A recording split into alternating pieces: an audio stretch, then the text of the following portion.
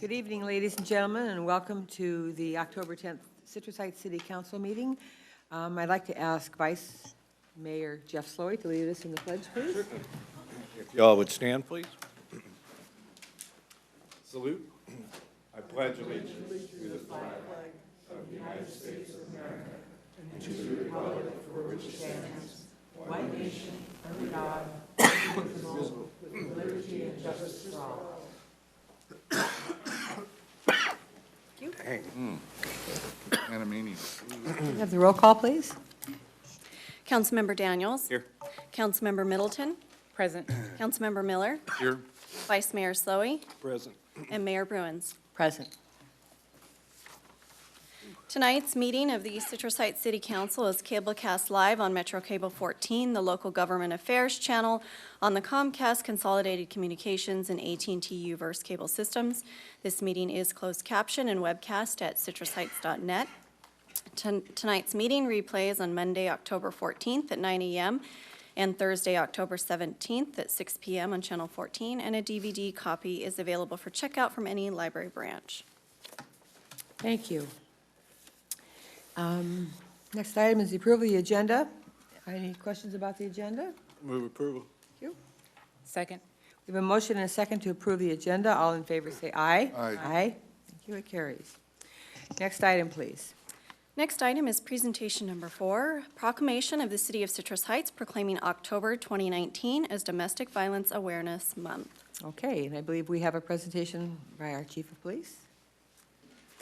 Thank you, Madam Mayor, members of the council.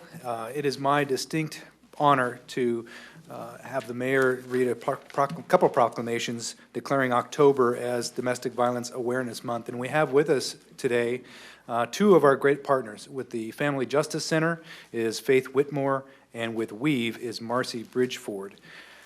Since the beginning of our police department, we've made domestic violence and breaking the cycle of violence a major priority. Since 2006, that has been one of our top pillars in our department, to not just respond to domestic violence, but to make sure that we work with families, work with the children,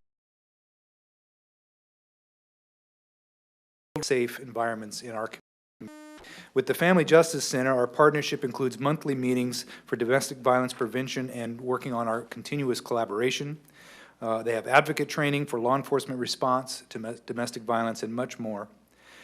Our violence response team and our partnership with Weave includes a $450,000 grant that was secured by Weave that paid for 3 Weave advocates and 1 Weave supervisor who actually ride in our police cars with our officers and respond to certain types of calls to help us mitigate these cases.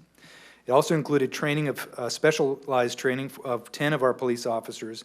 We hold quarterly meetings, and 45 hours of field work per week are dedicated to our Weave advocates in our patrol cars. So far, we've had a success of over 1,000 hours in this program, and we're in year 1 of a 3-year grant.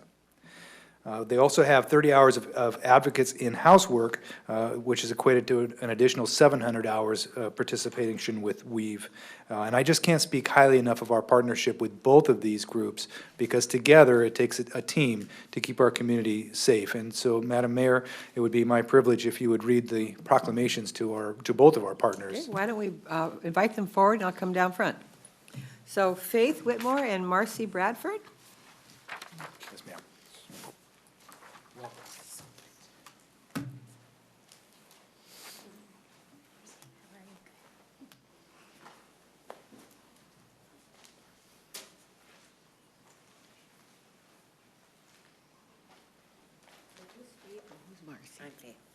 Hi, Marcy. So we have proclamations for both of these ladies representing the organizations. I just want to thank you on behalf of the City Council for all that you do for our community and for families around the region. So basically, our proclamations state that we all know that the family is the foundation of a safe and healthy community. And it's the goal of this administration for our communities to be safe, healthy, and peaceful. Domestic violence is a serious, widespread, and often hidden social problem, and it affects 4 million women, children, and men in the United States every year, And it is no respecter of race, age, or income, or any of these identifiers, sorry. As many as 1 in every 4 women has experienced domestic violence. It's a very sad statistic. Of course, abuse has long-range effects on children as well. And we have Domestic Violence Awareness Month just to keep us aware of this horrible blight that happens in our country. But it also focuses on the individuals who advocate, who provide services and assistance to these victims. And the goal of Domestic Violence Awareness Month is to raise awareness of this serious epidemic, support victims and survivors, and to recognize community leaders like you who give their lives, along with our police department and other people in our community, judges, health care workers, and other advocates who are all working together to seek not only an immediate solution, but a long-term solution to this. And so it's with this that I am just very proud to present each of you with this proclamation from the City of Citrus Heights proclaiming the month of October as Domestic Violence Awareness Month, and to thank you for all that you do for families. Thank you.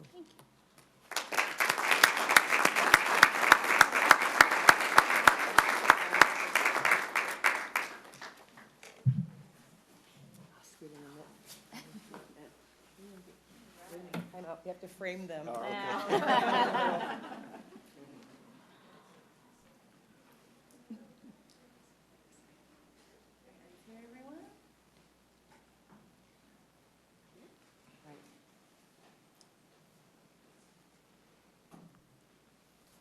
Thank you. Do you want to say something? Do you want to say a couple words? Which way should I speak? I know, right? Okay, thank you. On behalf of the Family Justice Center and all those whom we serve, and I want to say it's a great privilege to be here with Weave because we certainly count on them to do the work that we do. But you as the council, I just want you all to know how much we appreciate your chief and your police department because they have been so helpful on so many occasions to the victims. And we appreciate each of you in presenting this resolution to acknowledge how important it is that we keep this issue before us. Domestic violence is an epidemic, and together we're trying to stem the tide. Thank you so much. Thank you. Thank you very much for this. I would like to just reiterate what Faith said, and we're all part of the piece of the puzzle, right? To support survivors of domestic violence, it takes all of us to come together. And that's the city council, the members, it's the police department, it's the advocacy agencies, the judicial system, all of it. So as we all work together, bring awareness to domestic violence, that this really happens every day to every race, every socioeconomic, to every person. Everybody is touched by it. So thank you for honoring this. You're welcome. Thank you for coming very much. A round of applause.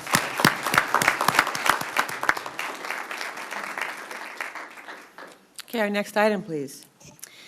Next item is presentation 5, a presentation by the Sacramento County Complete Count Committee 2020 Census.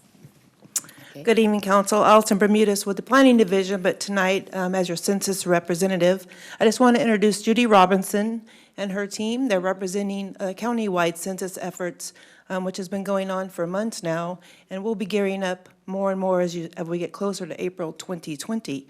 So I'd like to ask Judy to come up and her team and let her take over. Thank you, Allison. Good evening. And before I jump into my presentation, and before our friends from Weave and the Justice Center leave, Weave in particular receives federal funding for emergency shelters, so census is going to be really important to them as well. And they know it. So anyway, thank you, Allison. I'd like to introduce folks that are with me. Neva Floor is Chief Impact Officer with Sacramento Region Community Foundation. She's one of our key partner in being able to work with census. And then we have 2 census partnership specialists with us from the U.S. Census Bureau, Tatiana Krovchev and Nancy Larquette. So we'll be bringing them in towards the latter part of the presentation. So Thank you again for having us this evening. I could talk for days. Nobody's interested in that. So I'll try to keep to my talking points, and we'll entertain questions and all when we're done. So again, we do appreciate the participation that the city of Citrus Heights has had within our census program. Allison in particular has been attending countywide meetings that have included our cities since last year. And all of our cities across the county are critical in making sure that we get a complete count.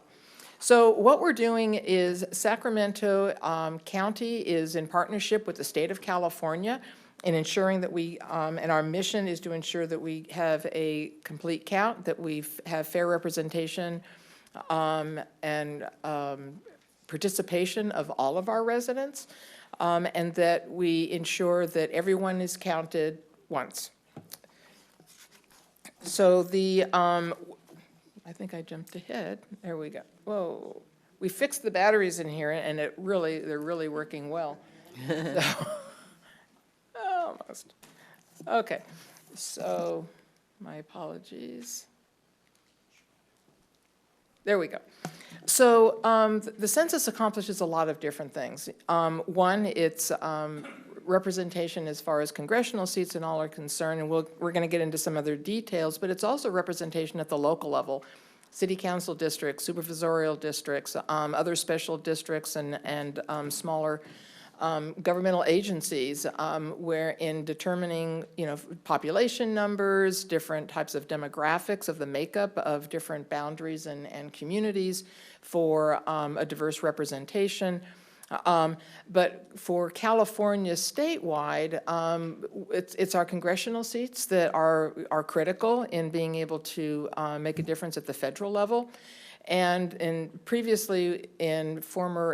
census years where there was some poor participation, we had actually come close to losing a congressional seat. Sacramento County receives a little over $500 million a year in federal funding. The state of California receives over $675 billion, again, in federal funding. What we know is that the funding that we receive amounts to about, excuse me, $1,000 per person, and because this is the decennial census, it's done once every 10 years. That information is what is used for a 10-year period. So what we live with in 2020, or in 2020, will stay with us through 2030. And so for each person that's not counted, that's $1,000 per person over a 10-year period, and that adds up very, very quickly. With the undercount, Sacramento County was one of the top 10 counties in California, 40th in the country of undercounted counties in the 2010 census. We want to make sure that that does not happen again. So that's why we're put together extremely robust complete count committee, strategic plan and implementation plan to make sure that we not just inform, but we engage and ideally are persuasive enough so that folks will complete the census when they receive it, because this is a federal government project, but it's our communities that are going to be impacted the most, and that's what we care the most about. But in addition to the funding, in addition to the representation, it's the data that we use. And we're going to jump into this in a little bit, but it's the data that gets used in, it's not just population, but it's the data that gets used by law enforcement when they need to go in and evacuate a neighborhood, let's say. How do they know what language that neighborhood speaks without census data to bring someone in that is able to speak and communicate with that community to be able to evacuate them? Other emergency personnel. But we're going to, schools, businesses, it's a very long list. So this particular census is a little bit different than previous censuses. It's the first time that folks will be asked to complete the census online. That will work great for some folks and not so great for others. So the blue box that's on the screen, essentially the middle of March, folks will get a postcard and some instructions in the mail that will direct them to fill the census out online. And then there'll be some different things in language instructing them that They can, make a phone call. If they go online, there'll be access in quite a number of different languages for individuals to be able to complete the census. Those that don't respond the following week, they'll get another postcard directing them to fill the census out online. Same thing for the third week. Going into the fourth week, they'll get another reminder postcard, but then they'll actually get the census questionnaire that they can complete. It'll be in English and Spanish, and it can be mailed back. And then there will be reminders through the end of April.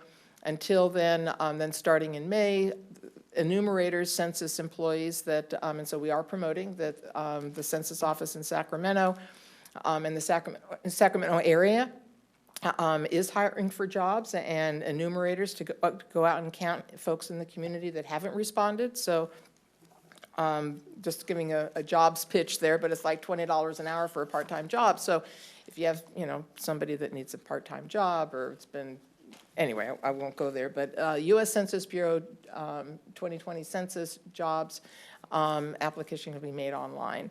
But the other opportunities that we have is that we're working with our community-based organizations. Partnering with the Sacramento Region Community Foundation has brought in literally hundreds and hundreds of community-based organizations that are going to be on the ground in the community, utilizing the relationships that they have already had, and ongoing with so many different parts of our diverse community and populations. We also have our government partners that are also further supporting the community-based organizations.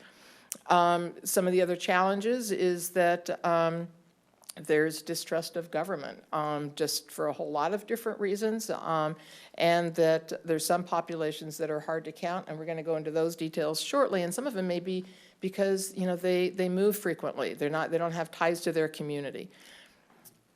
Whoops.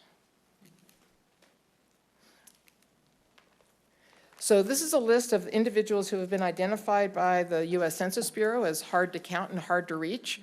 They are veterans, they are children, they are individuals that are in rental housing, they're single-parent households, they're individuals who are unemployed. I'll let you read the list, but these are individuals that via the Census Bureau identified as individuals that likely did not respond to the census in 2010. So this is a large part of the group that we're going to be focusing our outreach on to ensure that they do fill out the census. Those numbers are important. This is the Complete Count Committee that has been assembled. We have an executive committee that myself and the county, one of the assistant county executive sits on, as well as the executive director of the Region Foundation, the Community Region Foundation, and Neva Floor, who's with me tonight, and then a member from a community-based organization, Gabby Trejo, so that we have a balanced representation between community and government. And we have a community steering committee, and they are focused on reaching the different hard-to-count groups. They've been meeting since last year.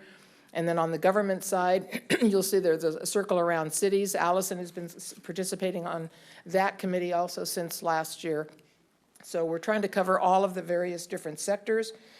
They've been volunteering their time, as I said, up to exceeding 10 hours a month for well over a year to work on this census project. So one of the things that is that's important with and this is a slide that we used with the Sacramento Ethics Commission, and they're putting together a redistricting commission.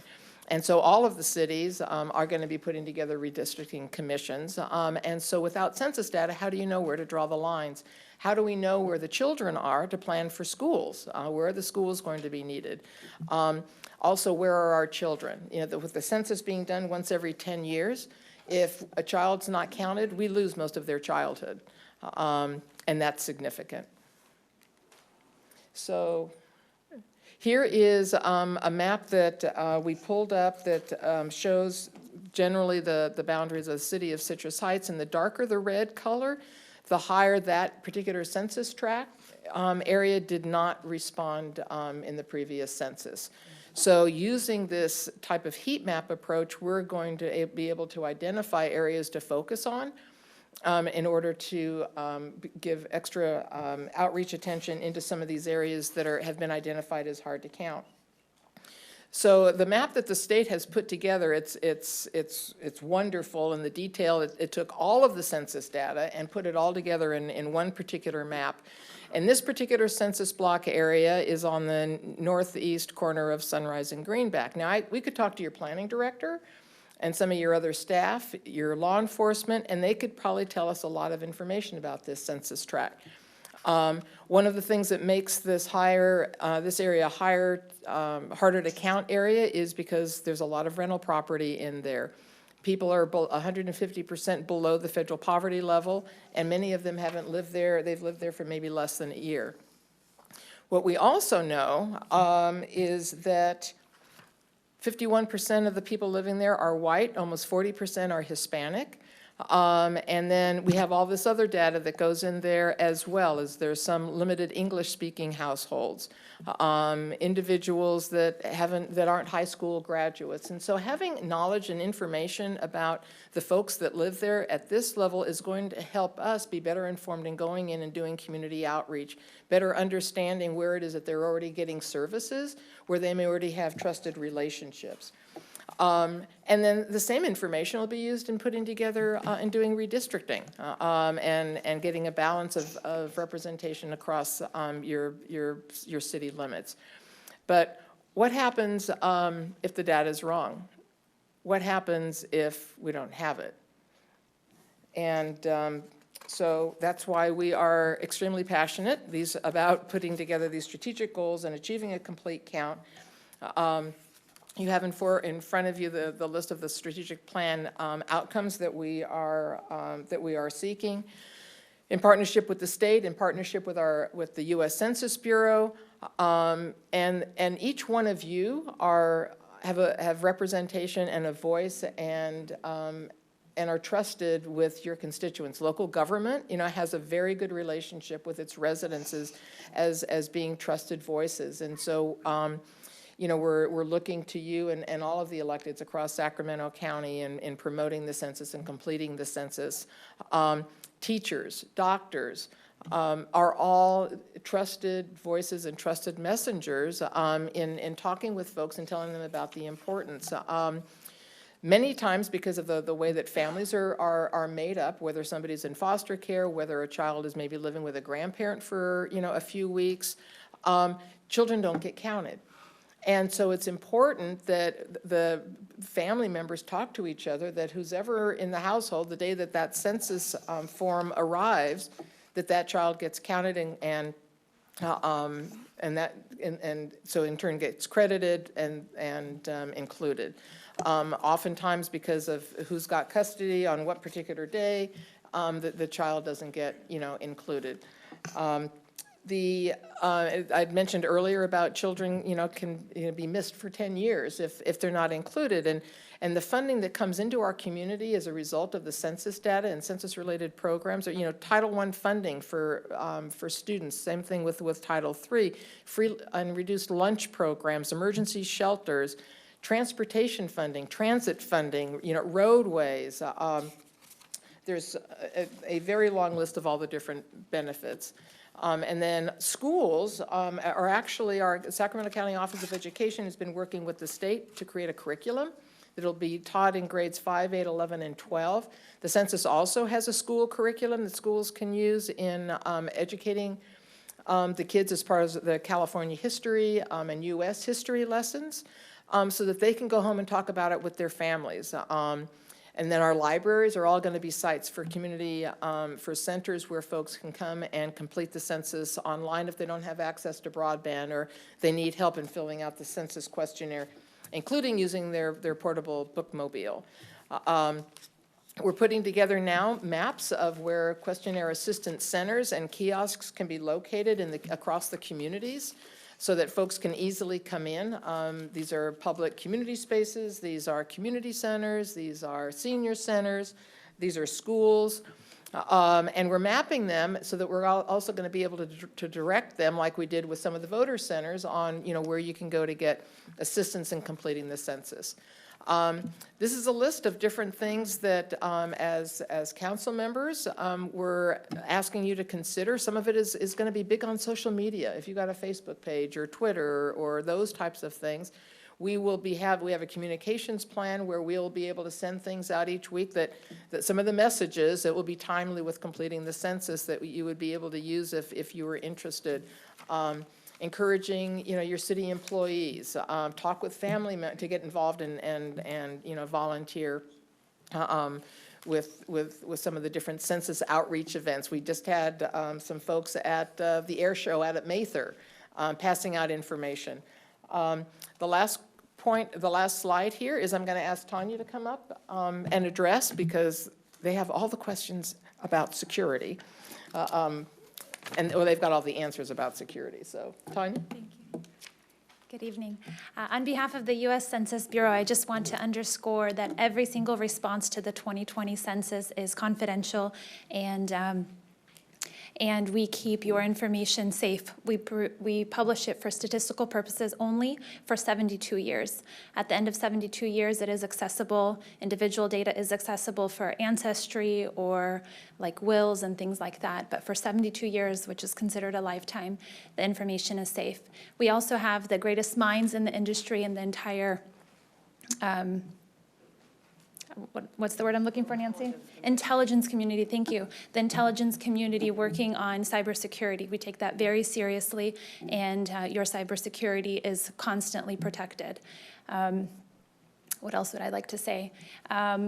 There will be a number that comes on the postcards when everyone receives that in the mail. There is a number that is sort of geo-targeted to the address. If at all possible, we do encourage folks to put that number on the application when they're filling it out online. However, if they do not have that number, if they're traveling, or just simply it's easier to fill it out on their phone or tablet when they're at work or wherever, it's also perfectly permissible to do that. But if you have that number, it makes our job easier. Judy had mentioned already that we are hiring. We do, in order to carry out an accurate census, we do need boots on the ground. So wherever possible, please do encourage folks to sign up. They can only work 1 hour a week. If you're all interested in some part-time work, you can do that too. It's not a bad gig, and it really ensures that we get everyone counted once, only once, and in the right place. Would you like me to say about the training? Oh, yeah, go ahead. Oh, we do have trainings available in the community, so if anyone is interested in getting up to speed about census, we call them Census 101. We have one training coming up at the NAACP, and we have about 10 partnership specialists that are here in the Sacramento area representing about 10 different languages. So we are trying to look and sound like the people that we are serving. Myself, I speak Russian and Ukrainian. I know there's a large community here in Citrus Heights. I grew up here, went to school here. So, we're trying to get folks involved and really talking to trusted messengers and leaders and getting their constituents to participate. So please spread the word, and if you hear of anyone who'd like more information about the census, we're more than happy to come and present and give them information in their language. Thank you. All right. So with that, thank you. We're certainly available for questions that you might have. So thank you again for this opportunity. Thank you for participating as a complete count committee member by extension with your staff. Thank you. Thank you. Do we have any questions from the council? No. Okay. Yeah, thank you so much. All right, we'll move on then. Next item, please. Next item is comments by council members and regional board updates. Okay, Brett, we'll start with you. Thank you. Not too much. Enjoyed a nice chamber lunch on Tuesday. It's always a good time. If you're not a part of the chamber, I highly recommend you look into that and join. And the other thing is, I want to take the opportunity to say I hope our Jewish friends in the Jewish community are enjoying a joyous and festive New Year. Thank you. That it? Okay, Portia? So this week, I had a meeting with the Sacramento Metro Cable Commission, and not really much to update about. We went over the budget. We're not in the red, and that's great. Also, CHPD staff and I attended a candlelight vigil for Deputy Sheriff Sandeep Dhaliwal. He was the officer who was slain in Houston, Texas, and was a member of the Sikh community. And it was very nice to have support from our local PD. Thank you very much for coming out there with me to support our local community and to really show that we really appreciate and support our local police professionals. And earlier in the week, I went to a ribbon cutting for Ralph's Jewelers in Sunrise Mall. Very nice place, really loved it. The energy's great, the people are wonderful, and they have a lot of nice stuff. So I have my Christmas list ready for my husband. That's it. Very good. Did it? Okay. Steve? Saturday, was it Saturday? I attended the Battle of the Bands barbecue put on by the American Legion Post 637 with Jeannie and Portia. And I didn't get to hear the third band, but boy, the bands were good this year, the first two. On Monday, I missed the regional transit meeting, but I was able to pick up some signs. You know, we revised all the bus routes, and there's all new signage, and I think instead of paying to have these go to the dump, they're just handing them out to everybody. So I grabbed one for Jeff. It's the 21. It goes from the north part of the city all the way to the south and continues on to Rancho Cordova. I think you've made that drive a few times. Yeah, you have. Thank you.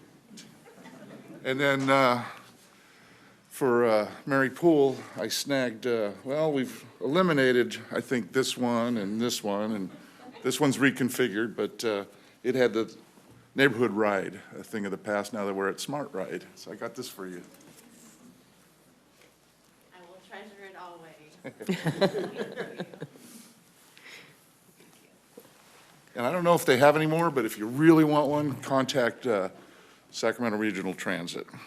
On Tuesday, with Brett and Jeannie, went to the chamber lunch. Kent Kern was the speaker from the school district. And Wednesday, I think we were all there, medical office building ribbon cutting. And so that was a long time coming. If someone wants to talk more about it, I'll leave it at that.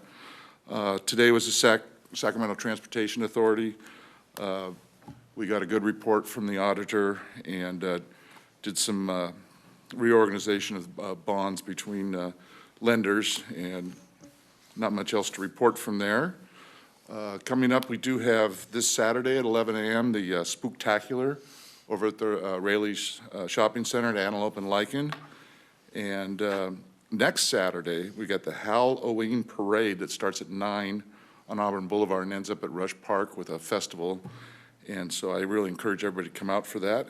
And I'm sure there'll be more information on the Community Safety Fair as well at 10 a.m. at Grace Church on Old Auburn Boulevard. And that's all I have. Thank you. Jeff? Thank you, Jeannie. Mine will be short and sweet. I have been out of the country for the last 2.5 weeks, so I attended nothing. And but I do thank Jeannie for partially covering for me while I was gone. And with that, I'll give it back to you, Jeannie. Okay, thank you, and I'll take some of Jeff's time. This week, I've been quiet until about this week, and a lot of things going on that I participated in related to the city. First of all, on Sunday, I did make a stop along with Portia and her family at one of our local citizens, Alfred Sanchez, just opens up his arms to the community twice a year and has a barbecue in his front yard, and he just gives us a chance to mix and mingle with people that we may not ordinarily connect with, so that's always nice. I did a business visit with our city manager and economic development director on Monday at the site of the Studio Movie Grill, and things are happening there. They're big equipment's moving dirt. That's a good sign. So we were able to meet with the property manager who was in from Southern California and got a better idea of the timing and the vision. In addition to the Studio Movie Grill, there are 2 additional 5,000 square foot pads that will be potentially restaurants and other businesses that are compatible with the shopping center. And as so often happens is when something good happens in an area, the neighbors kind of catch on. And so learned that the other building, which houses the Wells Fargo Bank on one in Gold's Gym and some other businesses, is going to have a facelift. So things are happening on the north end of Auburn Boulevard. Happy to hear that. I was invited Monday evening to speak to the citizens in the Arden Arcade area who are proponents of cityhood, and they are looking at starting that effort up again. So they invite me when they do that to tell our story, which is always fun to revisit how we became a city and how things have changed since we have become a city. And then Tuesday morning, I addressed the Sacramento Association of Realtors, the local chapter that covers Orangeville, Fair Oaks, and Citrus Heights, just to give them a city update. I'm their October speaker. I've been doing that for many years, and It's always fun to see those folks, number of realtors from Citrus Heights, and of course, to share why people should buy houses in Citrus Heights. And then yesterday morning, Sanitation District met for the first time since August. Pretty straightforward agenda, not a whole lot to report there. We got an update on the wastewater treatment plant build-out and a few other projects. And of course, yesterday, the medical office building reception that most of us attended, that was very nice. And then today, this morning, Portia and I and members of our Chief Chief Lawrence and members of the police department joined to celebrate one of our local volunteers, and that's Dominic Pappas, who is a disabled man who for the last 7 years has devoted much of his time as a volunteer with our police department, and he's in a wheelchair, and he was honored. This is Disability Employment Month, and he was honored by the county, various agencies, and got the top award for all that he has done with a man, with the challenges that he has that do not deter him. So that was really delightful, wasn't it, Portia? Really nice way to start the day.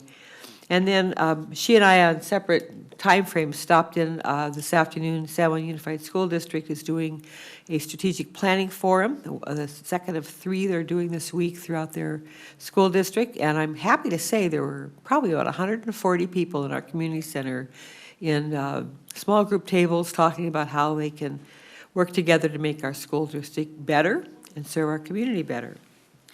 So the only other thing I want to say about the Community Safety Fair, which is coming up on the 19th from 10 to 2 at Grace Church on Old Auburn Road, as this is kind of a formal rollout of some visioning that we are doing on Old Auburn Road to address traffic collisions, needs for bicycle lanes and so forth.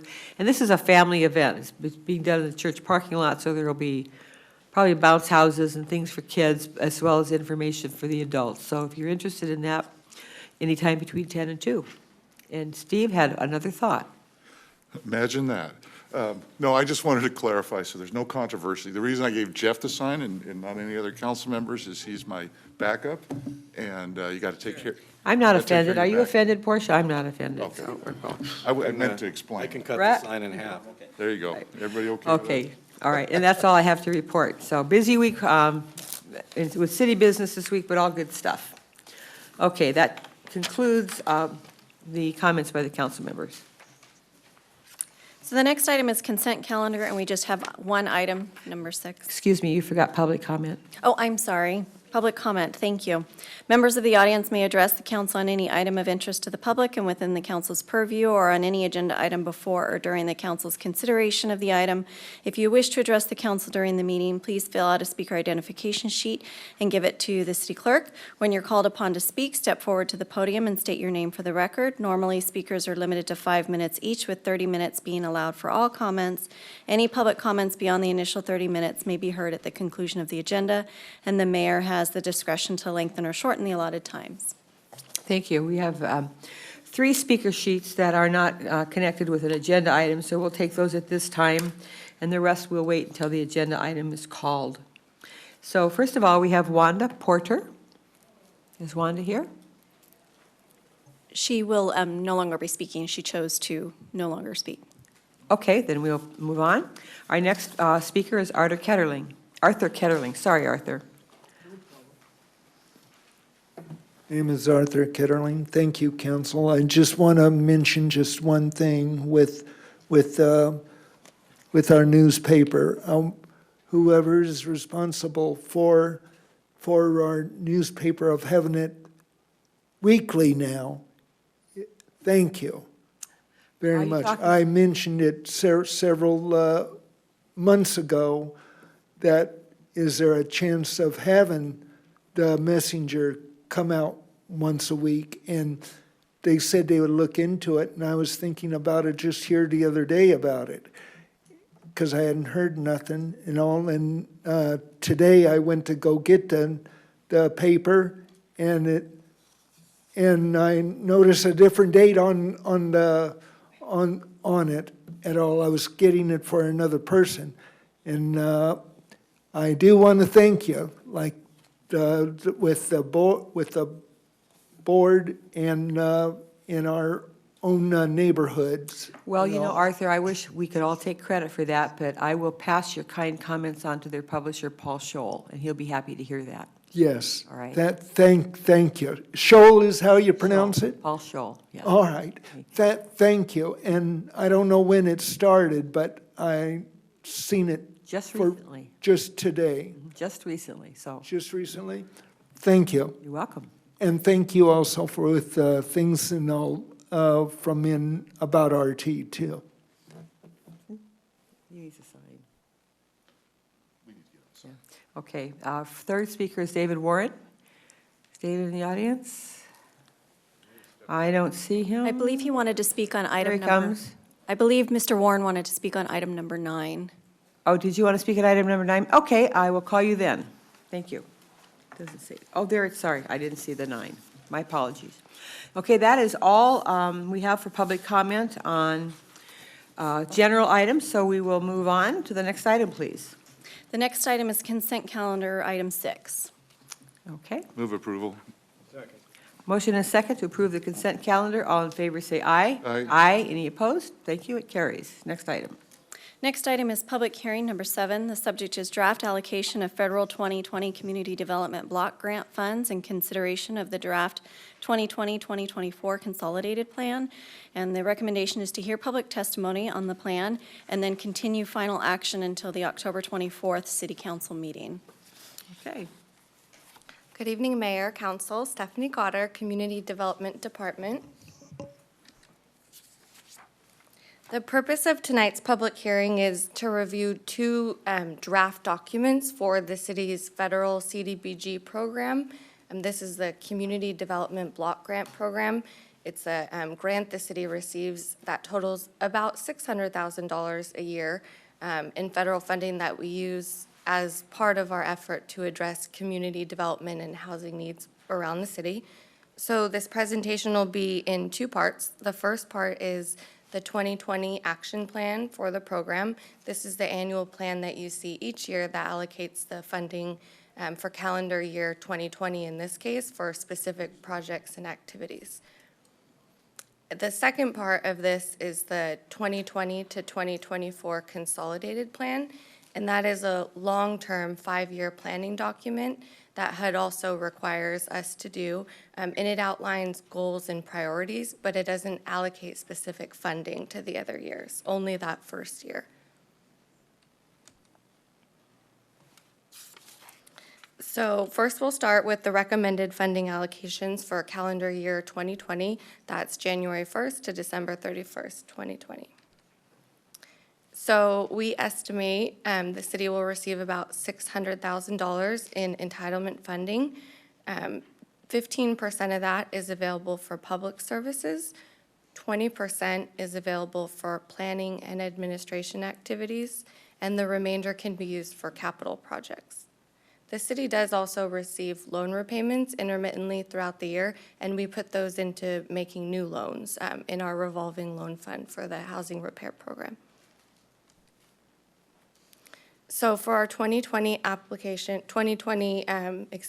action plan, we released applications on July 1st for nonprofits who want to provide public service activities in the city. We also hold an application workshop for potential applicants so they can ask questions and fine-tune their applications. We received the applications. We received 8 this year, and we presented them to the Quality of Life Committee on September 11th. We released the draft plan for public comment on September 25th, and tonight is the public hearing to review the draft plan. After that, we'll bring the final plan back on October 24th for your consideration, and it's due to HUD no later than November 15th. This table outlines the CDBG funding requests that the city received from nonprofits for 2020.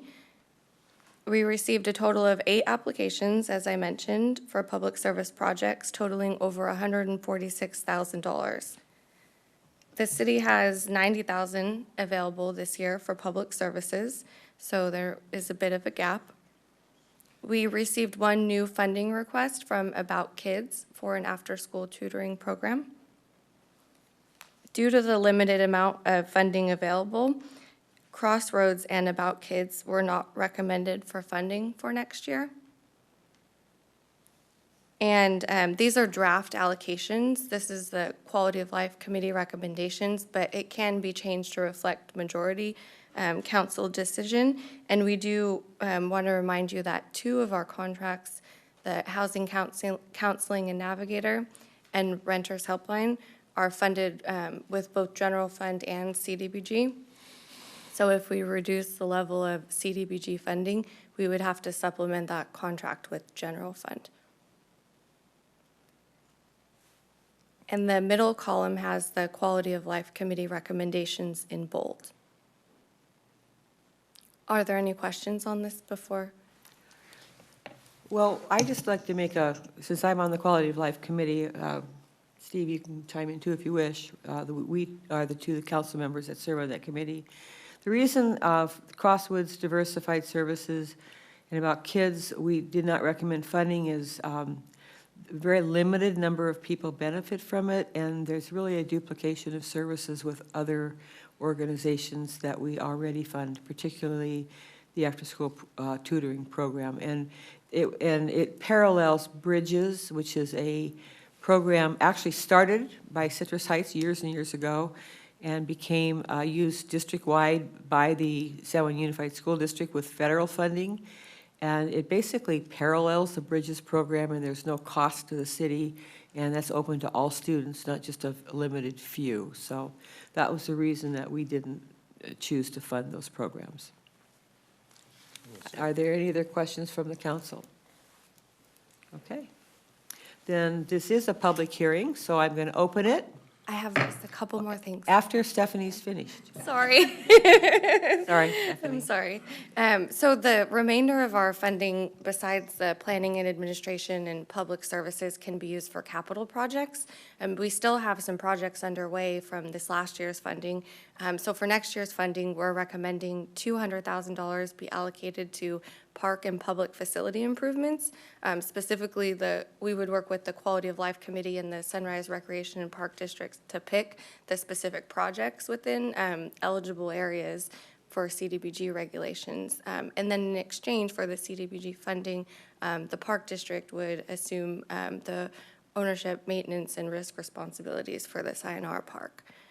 The remainder of the funding, $190,000, we're recommending to put into the housing preservation programs to supplement the intermittent loan repayments that we do receive, because we have a big interest and demand list for housing repair loans right now. Okay. All right. So just one more quick part. So in addition to the annual allocation, we do have the 5-year consolidated plan with this. So this is kind of a broad outline, not specific funding recommendations. And just because something is included in this plan doesn't mean that it's going to be completed, because we don't have the funding identified, and it has to be allocated annually by you. So just because it's included doesn't necessarily mean that it will be completed, but it is a broad outline of the community priorities based on input that we received from nonprofits, residents, and our other stakeholders. So during the last 5-year period, from 2015 to 2019, the city completed a lot of projects with CDBG funding, a lot of accessibility improvements, loans for health and safety. We did a lot of mobile homes with some Cal Home funding as well. So we've really made a lot of progress. We conducted a lot of outreach in the effort to try to determine what the community's needs and priorities were. We had workshops, council meetings, collaborative. We did a community survey and received 343 responses and some really great insights and valuable feedback. So these are just some quick snippets of data that we received from the community survey. We asked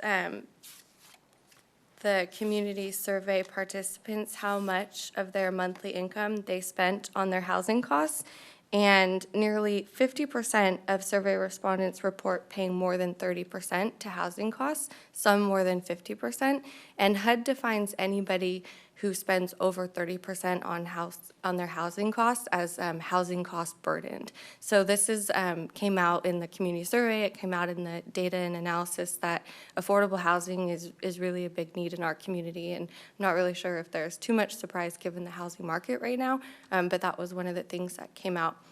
The most important needs that respondents identified for affordable housing, they thought we really needed to focus on housing for seniors and workforce households, which would be teachers, medical assistants, and jobs like that.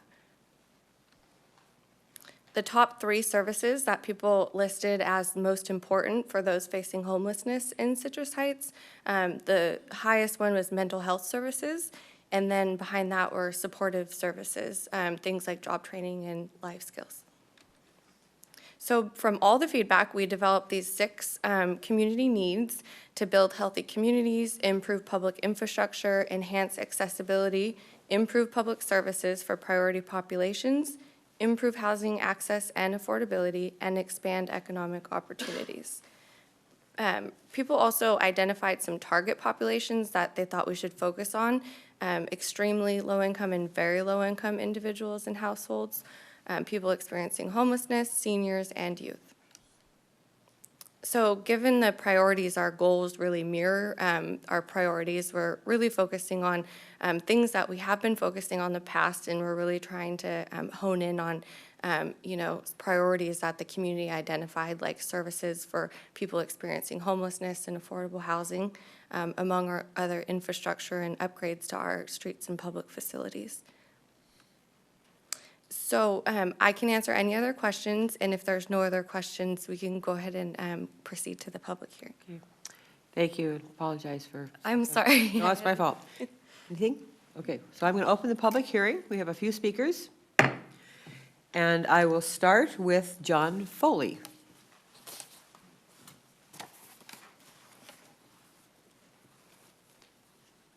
Madam Mayor, members of the council, my name is John Foley with Sacramento Self-Help Housing. A couple of the programs that you are sponsoring and that we partner with you on, I want to just briefly address. One of them is the Outreach Navigation Program. That's a program that was actually started through the insight and inspiration of Kathleen Carpenter here in town. We hadn't thought about doing that kind of work previously. And the way she set it up and then the way you followed through ended up being embedded with the police department as the folks who on a day-to-day basis have to engage with folks out on the street. It's been a remarkable program. And just a couple of statistics to give you a sense of the work that we're doing. Currently, for the last year, we've housed 81 people who are on the streets here in town, which is actually because of many of them have children, or 137 different people. Our outreach worker has a current caseload of 86, which says something about the point in time count, which said we only had, 45 people in town that were homeless or something. So she's got 86 homeless people she's working with currently. And I noticed that mental health was one of the services that was particularly mentioned in the con plan. And one of the things that's happened is you've embedded some mental health service capacity within the police department. And we had, for instance, one recent case, well, it took a couple years, but had a gal, shopping cart type gal, who had a little dog, and she got arrested after quite a while for whatever, and while she was incarcerated, they put her dog in the shelter. The police and our outreach navigator and others thought through kind of a way to engage with her to get her to actually do what we thought was a good thing. And there's a bribery in a way that y'all agreed to pay the cost of her dog being sheltered while she was incarcerated. And in exchange, she would actually agree to cooperate with mental health services.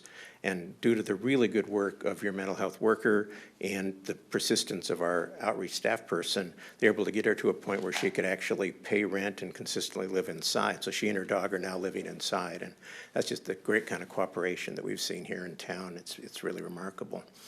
The other program that we do is called Renters Helpline. And in that case, we have, on an average day, we get a call from a tenant here in town who can't figure out how to make things work in terms of tenancy. Very often, it's somebody who just doesn't know how to talk to her or his landlord, or doesn't really quite know what the law really says. So our folks are able to help them with that. Occasionally, we have to bring in an attorney because it really does become a legal issue. But it's been just very rewarding to have the opportunity to take those calls and to help people maintain their housing and not go off.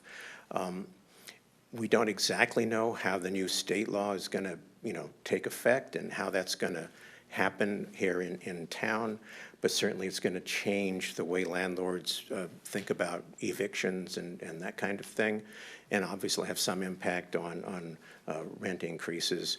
And our staff is being trained on that, so we hope we'll be ready January 1 to provide service to your folks given the new state regulations. And again, just thank you very much for the opportunity to work with y'all, and particularly the police department. Yeah, thank you. John. Thank you. Our next speaker will be Julie Habib.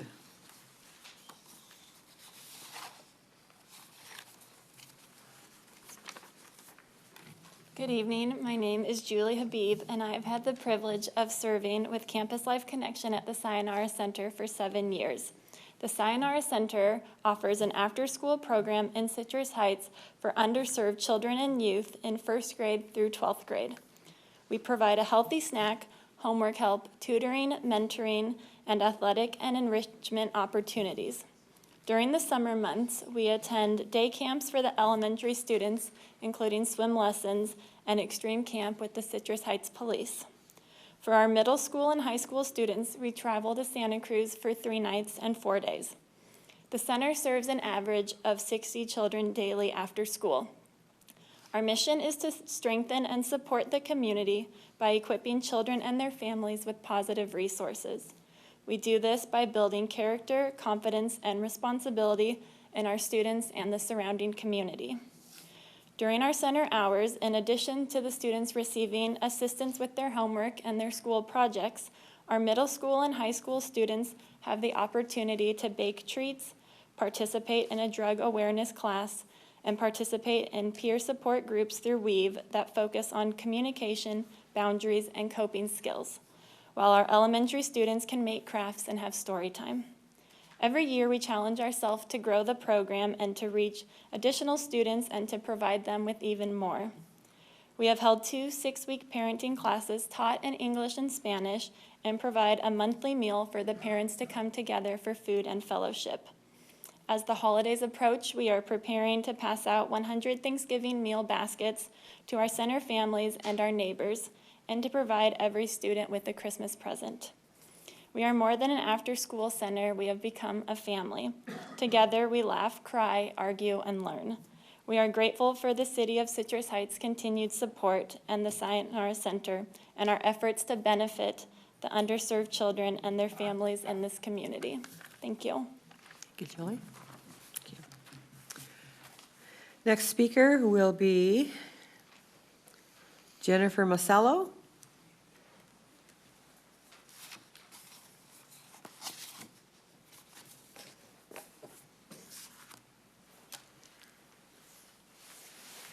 Hi.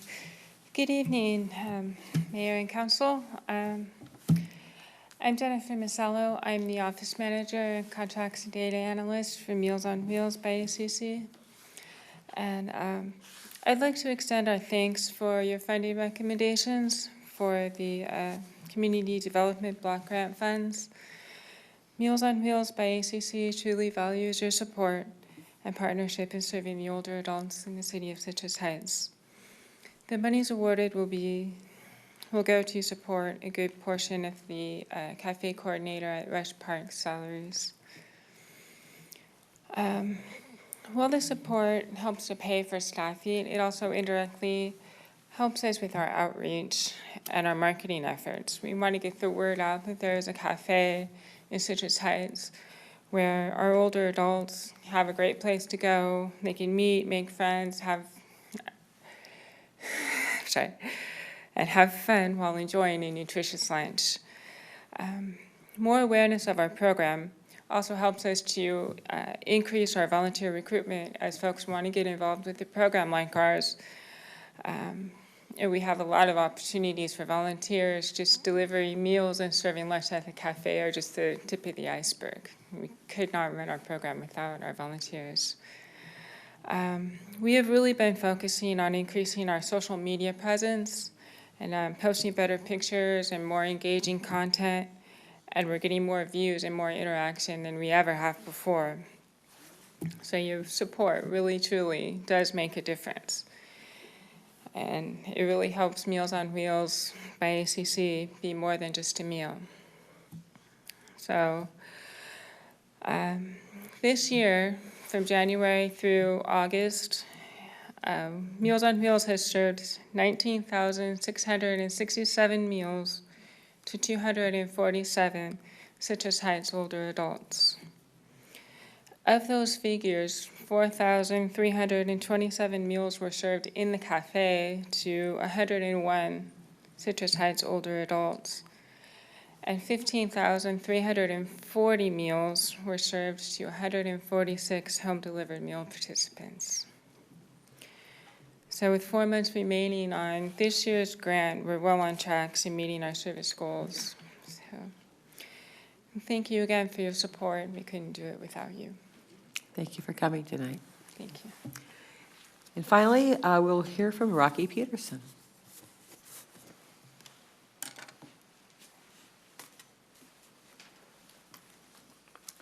Good evening, Council. My name is Rocky Peterson, representing the Sunrise Christian Food Ministry. Just to report, we're still going strong. We've been here 35 years in the community, and for some reason, we're still needed. The business has been growing consistently. We're now serving over 80 to 100 families every day, which represents 300 to 400 people in our community. At about 10 to 20 pounds a person, that's food. That's 3,000 to 5,000 pounds every day that we send out of our facility. Just like our customers, though, who are the low income or very low income and the seniors, we're also facing the same constraints that they are. Our fuel costs are going up, our utility costs are increasing, our insurance, all of our expenses are increasing. We're strictly a 100% volunteer organization, so the only area that we can really cut and reduce or control our cost is on the food purchasing, which is contrary to really our purpose.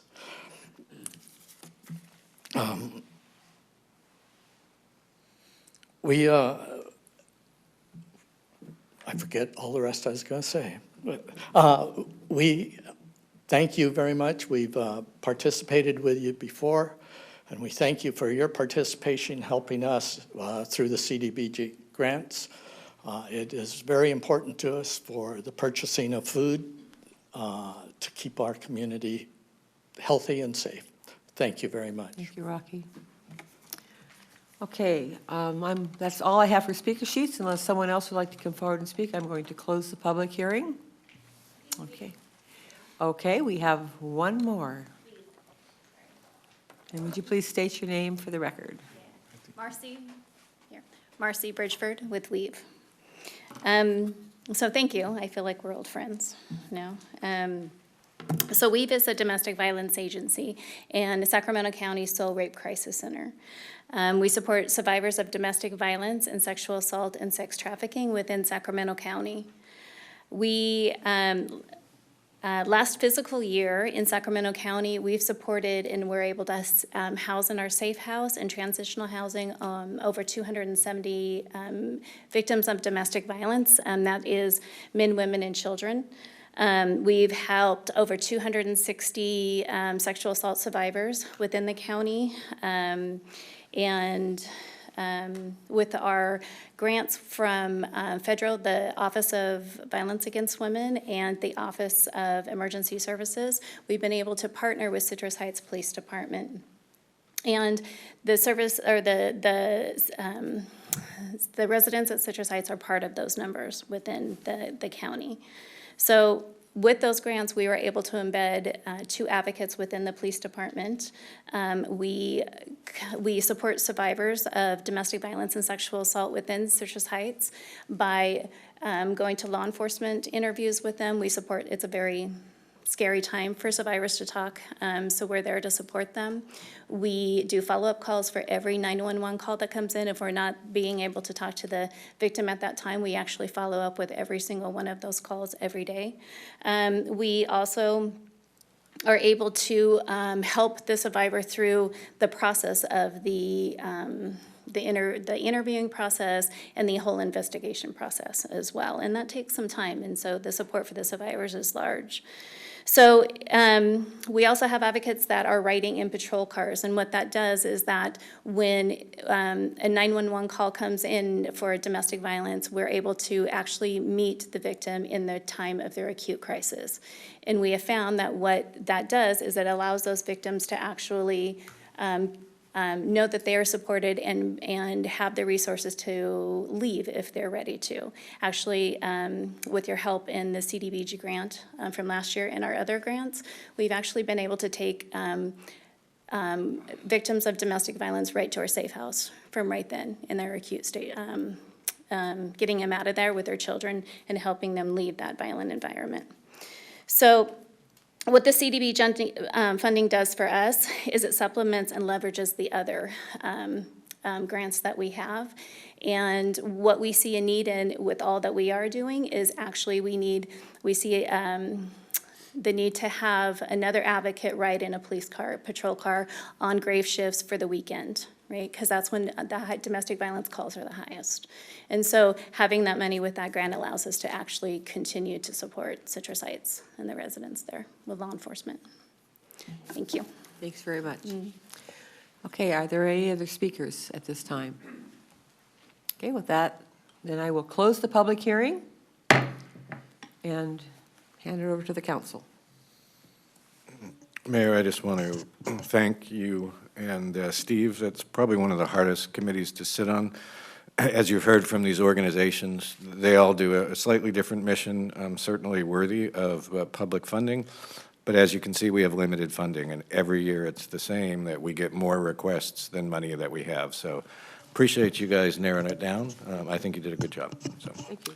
And I'd also like to, go ahead. I just want to thank everybody who came tonight to speak and all that you do for the community. You fill needs that would go unmet if you weren't there and weren't here in our community. So thank you very much for that. Yeah, Steve? thank you to everybody. I did want to mention, this is just an estimate. Hopefully, we get a little higher and we can revise up. Right. Or I don't want to go the other way, but. Yeah. So based on past experience, I know we've had, a couple of years ago, we had a little bit of a windfall, but Yeah. we typically, we're right there. We are, and we estimated conservatively at 600,000. We received about 640,000 last year, so and that was down from almost 700,000 the windfall year. So hopefully the 600,000 will not go below that. Okay, thank you. All right, and then I will entertain a motion. Move approval? Do you have more comment? No, but isn't it just the first public hearing? Oh, I Oh, move that sorry. we That's continue okay. final action. Yeah. Okay, October so we have a 24th. public hearing, oh, yeah. We're a So we month are. ahead of time. Right, I'm a meeting ahead here. Sorry, Stephanie. Okay, so that's it. And we will continue this final action until our next meeting. Okay, all right. Don't need to vote Thank on you. it. We have one more item.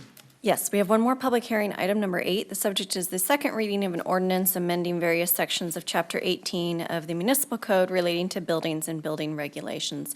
And the recommendation is to adopt the ordinance, making the changes to the Citrus Heights Municipal Code. Right. Greg?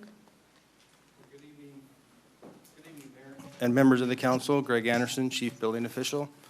On September 26th, council introduced for first reading a proposed ordinance adopting the 2019 edition of the California Code of Regulations, Title 24. And Building Standards Commission publishes that the California Code of Regulations every 3 years. The 2019 edition will be effective as of January 1, 2020.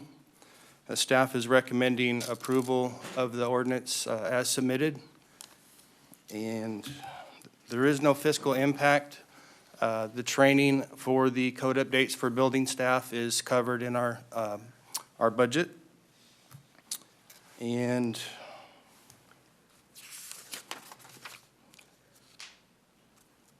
we will be upping our outreach efforts in regards to code changes, the significant changes. We'll be updating our forms and our website, and be putting cast out on our social media in regards to the significant changes. And with that, any questions? Nope, not for me. All right. And this is our second reading, so we do need a vote to, It's a public hearing. and it is. Thank you.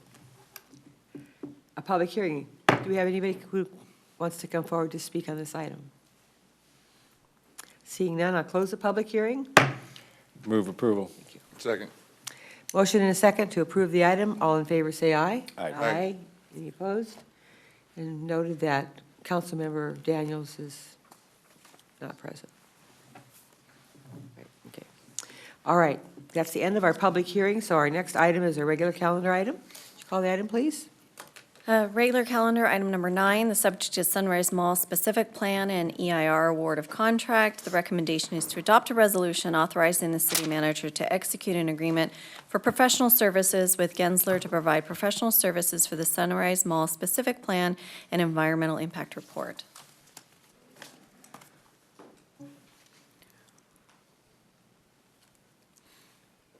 Amy. Thank you. Good evening, Mayor Bruins, members of City Council. My name is Megan Huber, Economic Development Manager representing our Economic Development Department. And I'm Casey Kempener. I'm the Planning Manager representing the Community Development Department. And this evening, staff is bringing to you our recommendation for the consultant team who will help execute our Sunrise Mall specific plan.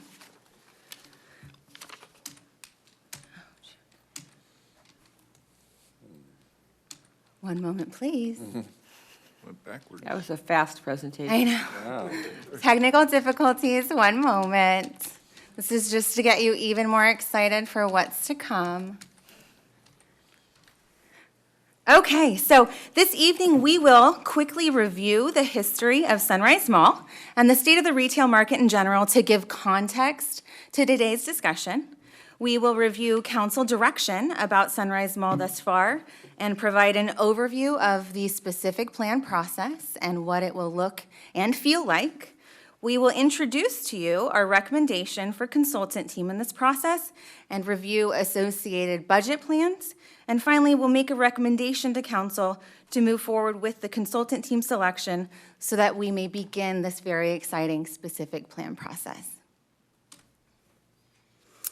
So Sunrise Mall does not need much of an introduction to the community of Citrus Heights. It has a long and storied history here. Opening in 1971, it was one of our region's first major malls, and it was really the place to see and be seen. It was the living room of our community, the place where folks shopped as well as congregated and came together.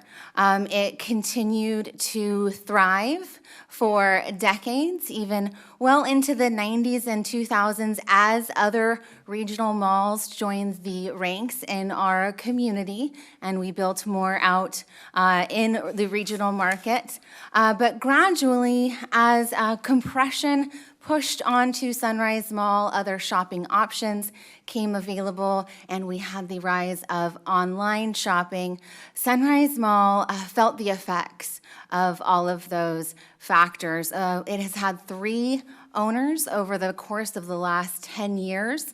And when we say owner, that's a little bit of a misnomer. As we know, there are a total of 5 that make up our 100-acre site.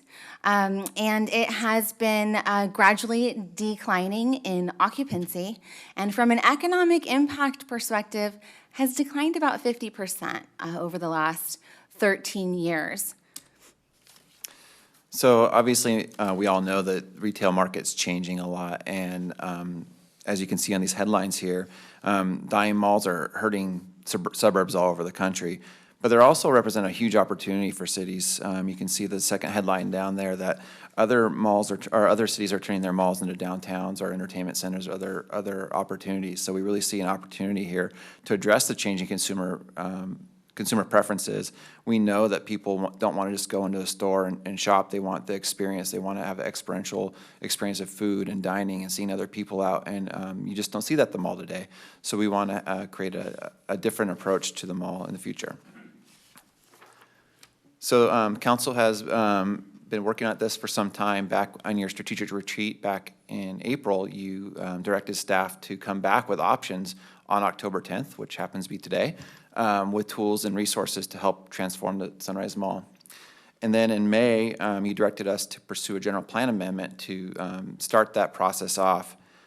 In June, the Planning Commission reviewed the general plan amendment and recommended approval to the council. And then on July 11th, the City Council adopted that unanimously. This is the language of the general plan amendment. Basically, what it is saying is we should transform the mall into an area, flourishing center of community life where residents can shop, work, live, and play. It's all about diversification of what's out there. Right now, it's only retail, but there's a lot of opportunities to add things like offices and residential, entertainment.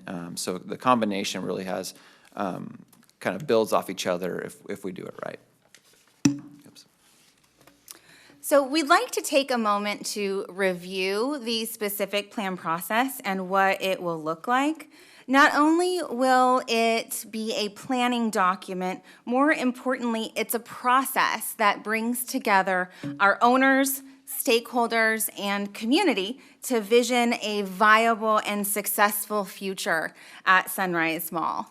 The process will have 4 parts: market analysis, community outreach, the specific plan execution, and environmental impact report.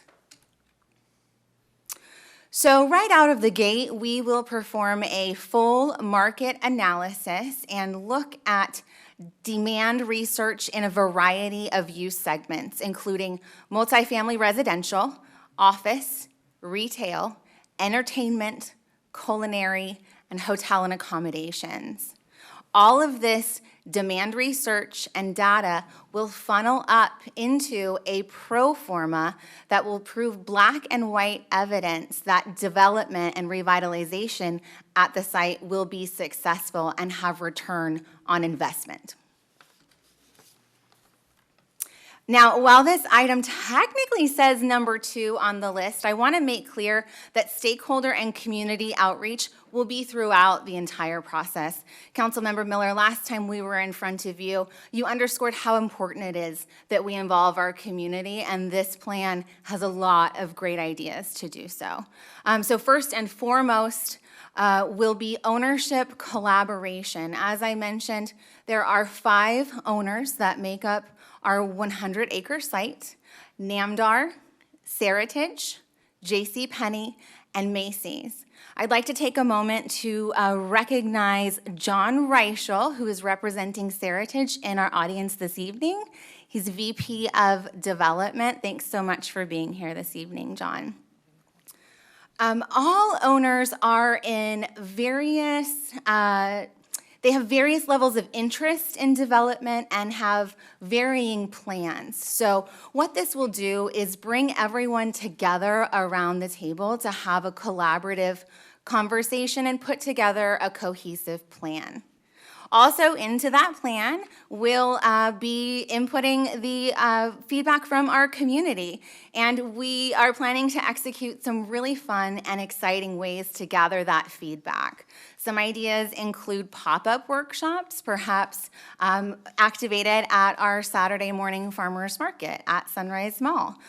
Various forms of community workshops, study sessions with Planning Commission as well as City Council. And also extremely important to us is to be able to utilize online engagement and virtual workshops. We know that we have a wide swath of population. We have a higher than average population of both millennials and retirees and other cities our size. And different folks like to communicate in different ways. So it's our intention to use as many effective communication channels as possible to be able to make it easy for folks to give us feedback. And the specific plan preparation is really where the rubber meets the road. That's where we take the information that we gathered through community outreach as well as the market study and really put it on paper of what the future of Sunrise Mall could look like. It has not only the vision, but it also has the regulatory requirements for how tall buildings can be and where they can be placed and the type of infrastructure they need to provide. It looks at the property as a whole instead of a piecemeal. It looks at all 100 acres all together at once instead of a parcel by parcel basis. So you can have that holistic approach to all the different things like circulation and open space, water quality, and all of the infrastructure requirements necessary to serve a development. The specific plan will balance flexibility and appropriate amount of regulations to ensure that we can adapt to changing times. We know that a build out of this nature would take a couple decades perhaps, so we want to make sure that we have flexible regulations to adjust as the market changes or different types of uses come in. So we want to make sure we build some flexibility into that specific plan. Mm-hmm. And phased development. Right. We all know what environmental impact reports are. They're not very sexy, but they are important. They help us ensure that the project is cleared environmentally. So this discloses all impacts to the public so you know what potential impacts there are, but also creates a lot of certainty. When you have an EIR, it makes, adds that certainty to developers that they're looking for, that, hey, we're cleared environmentally, we're ready to go, we can apply for permits and get going right away. So it's a really important process. It takes a little bit of time, but it's worth the effort to kind of clear up that certainty that developers are looking for. And it also speeds things up dramatically. If you recall, Stock Ranch specific plan had an EIR, and it really enabled us to move things quickly when we have things come in that are consistent with those plans. The ambulatory surgery center that was approved on Stock Ranch and Sylvan Road, they came in, and about 2.5, 3 months, we had them approved, and they're getting ready to pull building permits here in the next few weeks. So that advantage is that you get them from idea to building permit really quick. So we've painted a picture of what this process will look like. It's very clear that it will deliver a planning document. Even more than that, it will deliver a vision to the site. But what we'd like to make clear is the full package of results that this process will deliver. First, it will deliver enhanced zoning to the site.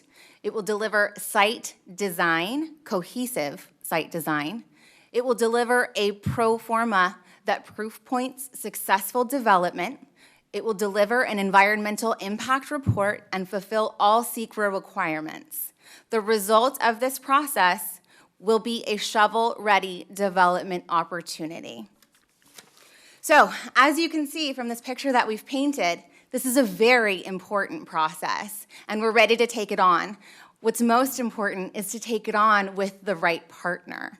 We collaborated on a process. We put out an RFP at the end of July, a call out for consultant teams to collaborate with us on this project, and received 6 very qualified results. We interviewed the top 4 and came away as a team with a very clear result, and we'd like to introduce them to you here this evening. So the team that we're recommending is Gensler. Gensler is an international architecture and planning firm that's renowned throughout the country. They do have experience in both architecture and planning. They design buildings, and they also do the master planning that we're talking about here. So they know buildings and planning inside and out, and they have the advantage of knowing what it takes to drive a successful project, from what the stores look like on the inside to what the buildings look like on the outside. And most importantly, their experience, they were the most experienced firm that we interviewed that had experience all over the country with malls and turning malls into lifestyle centers or places where people would like to hang out. They also have a really robust team of sub-consultants that they're working with. De Novo Planning Group is the EIR firm, and they're actually one of our on-call consultants that we use for other projects here in the city, so we've vetted them. They're very good, and they know their CEQA.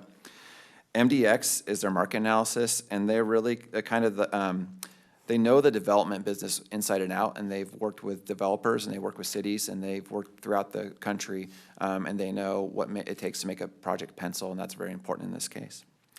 Fair and Peers is our traffic consultant, and we've worked with them several times on projects, even this project here at City Hall. We know them. They are they're experts in the field. They're across the United States. They're premier experts, and they know both CEQA and they also know circulation. They're on the kind of cutting edge of circulation systems. They know things like bikes and Uber and Lyft. They know all the kind of common things that are coming up. And last but not least is Mark Thomas. They are a local firm that we've done work with in the past as well. They have a lot of experience in civil engineering, and they will be doing the civil engineering and infrastructure design for the project. In addition to the expert bench that Gensler is bringing to us, we really identified 4 qualitative characteristics that set them apart in our book as we were moving through these interviews. Before we talk about the logistical information, we wanted to impart what we felt when Gensler spoke about our shared vision of what can go on the property. As we moved through dialogue with them, this graphic shows you the high-level concepts and ideas that we visioned together and talked about how to apply to our beloved Sunrise Mall. Things like wellness amenities, integrating work, live, and play, streets as public space, connectivity. One of my favorite phrases was about knitting together the city, which is such a great visual. Remaking a downtown, 24/7 activation of a space. That it's a one-stop source for inspiration. The Gensler team also brings a very unique expertise to the table. They have executed projects that directly relate to what we are looking to do at Sunrise Mall. In the upper left corner, you see New Park Mall, located in Newark, California, where the focus was really infilling surface parking for a more walkable community. Of our 100-acre site, we have 75 acres of surplus parking. So you see how that can directly translate.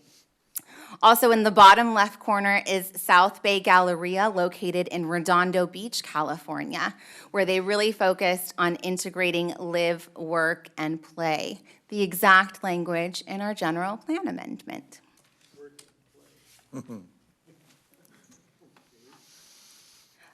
Finally, we really appreciated how they can bring the vision on the ground here in Citrus Heights with their unique perspective.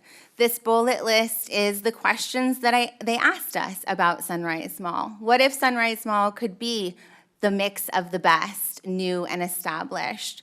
What if it could preserve local businesses, thinking about streets as a public asset, infusing wellness components? So we recognized with this vision that it's a turnkey partnership.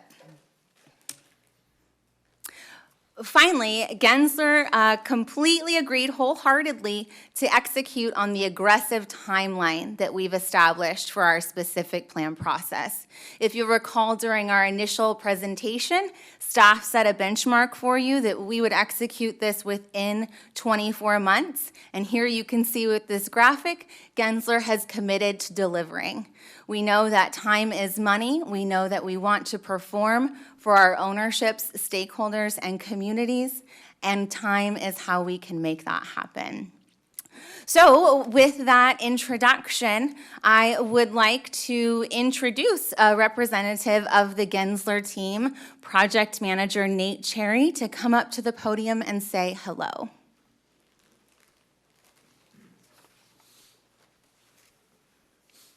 Good evening, Mayor, council members. It's a pleasure to be here. I'm Nate Cherry. I've been in this business doing planning and urban design projects on downtown redevelopment projects and mall repositioning projects for over 25 years. We're really excited, and it's truly an honor to be here. As Megan and Casey pointed out, I think many cities are at a crossroads, really, with respect to how they view their commercial properties, especially retail. There's so much disruptive change that's happened in just the way we shop, the way we live, the way we work. All these things are either conspiring against cities, or the smart and progressive cities are really thinking about that and getting ahead of the curve. And so I think on the negative side, we can see that many cities are over-retailed. They have too much retail, which is really cannibalizing on itself and resulting in the reduced numbers. You have a lot of competition out there that's taking market share. On the positive side, we at Gensler are really excited, and I think have had a lot of success working with cities and really thinking about how cities can get ahead of these issues and really create a new reality, which is really exciting. Some of those elements that we constantly keep coming back to are opportunities around mobility. You get to Sunrise Boulevard, it's very auto-centric.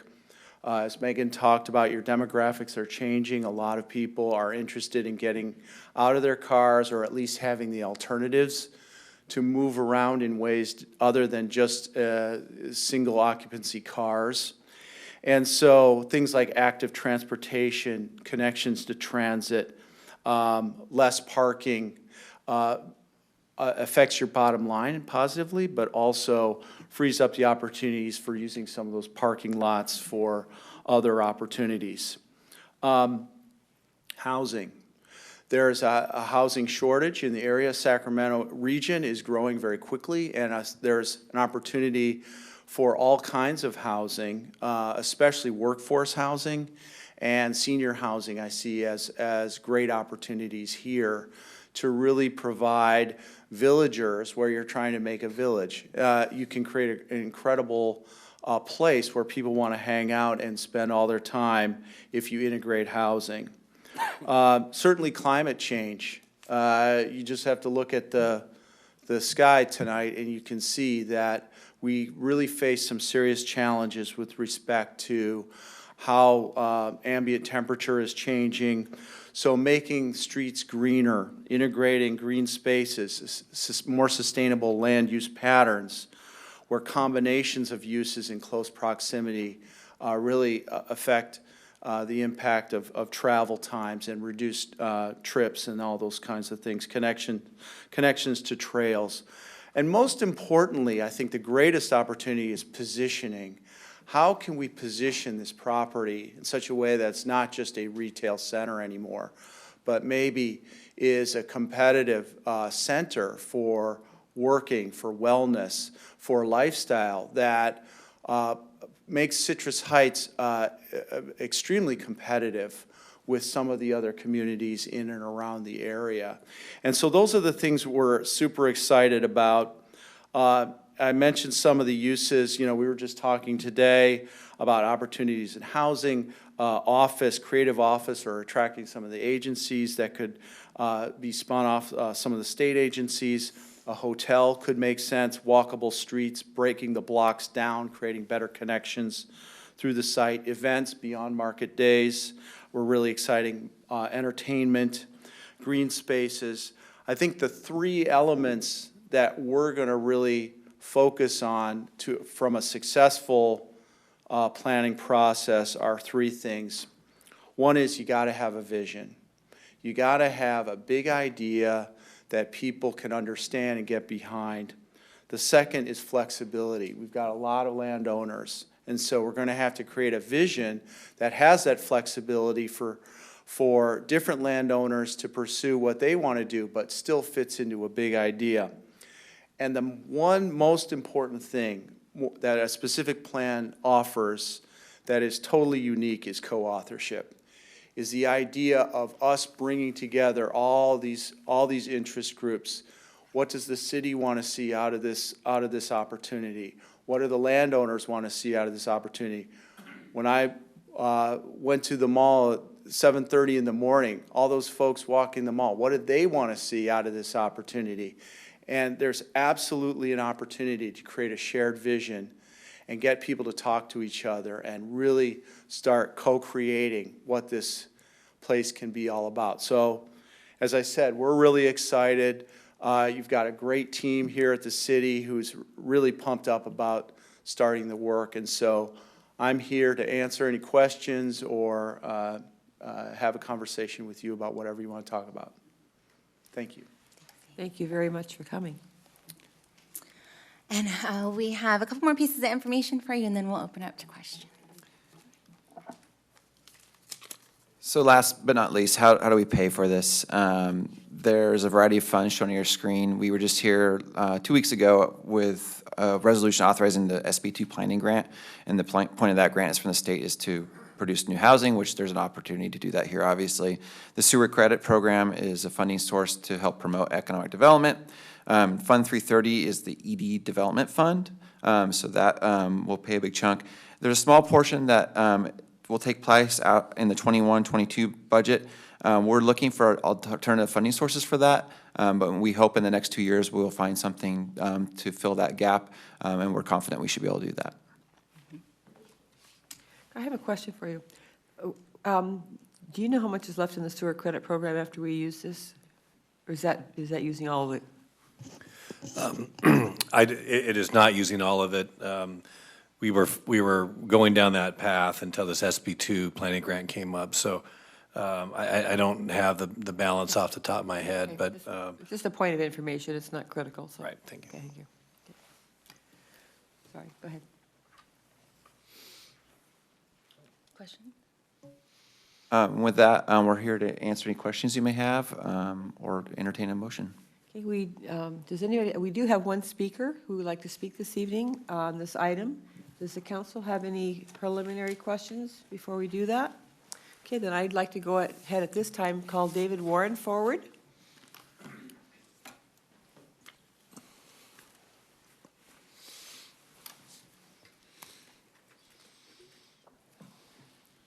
Good evening. Before you start the clock, do me a favor and have someone spray the place for cockroaches. They're running around like crazy in the back. I'd like to speak in opposition to the adoption of any resolution concerning this proposed contract. The contract is, I'm going to emphasize Section 3. Unfortunately, the contract was not made available in time to prepare a detailed written response. So it was impossible for me to make all the points. But Section 3, I believe, is the most egregious portion of the contract. The contract fails to provide for multilingual outreach. In our community, we have people who speak in foreign languages, Spanish, Ukrainian, Russian, and there's nothing in this agreement to assure that those people will be involved. If you, the City Council, recall when the decision was made to build Walmart, and to build the bike trail, the uproar in our community, there were many, many people that came to address the City Council. Unless everyone is informed in advance, we're going to have real problems. It's inviting unnecessary civil litigation among several points in this proposed contract.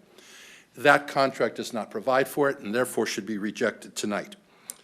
There is no assigned publication in our local newspaper. That is the document which most of the people in this community read, either online or in the paper version. This contract does not mandate that publication and notice of hearings to consider public input be provided. You've already heard from many people complaining about the development or lack thereof of the Sunrise Mall, and we have to assure in advance, well in advance, that everyone has an opportunity to participate. There is no mass mailing to the community concerning this. Too many people in our community only find out about things afterwards. And we have an obligation to make sure everyone knows in advance when there will be opportunities for public input, and there's nothing in there. There's no assurance of any meetings for residents during non-working hours. The proposal says there will be meetings to discuss proposals, but there's no assurance for people who are working during the day will have an opportunity. Saturdays don't work for a lot of people, evenings do, and that contract should mandate multiple meetings in evenings at our public facility to assure public input. Excuse me. There's no assurance that the in-progress drafts will be made available to the public so they can comment as this document proceeds. You can't give someone a final draft and say, take it or leave it. We as members of the community have the right to input as the document proceeds, and that is not being provided. There's no assurance, excuse me, that there will be guarantees of community review. When the City Council was considering the construction of City Hall, we had numerous meetings concerning what the City Hall should look like, and yet when the City Hall was built, it was built without all of those things because mid-frame, it changed. It was a take it or leave it turnkey for which many of us did not have an opportunity.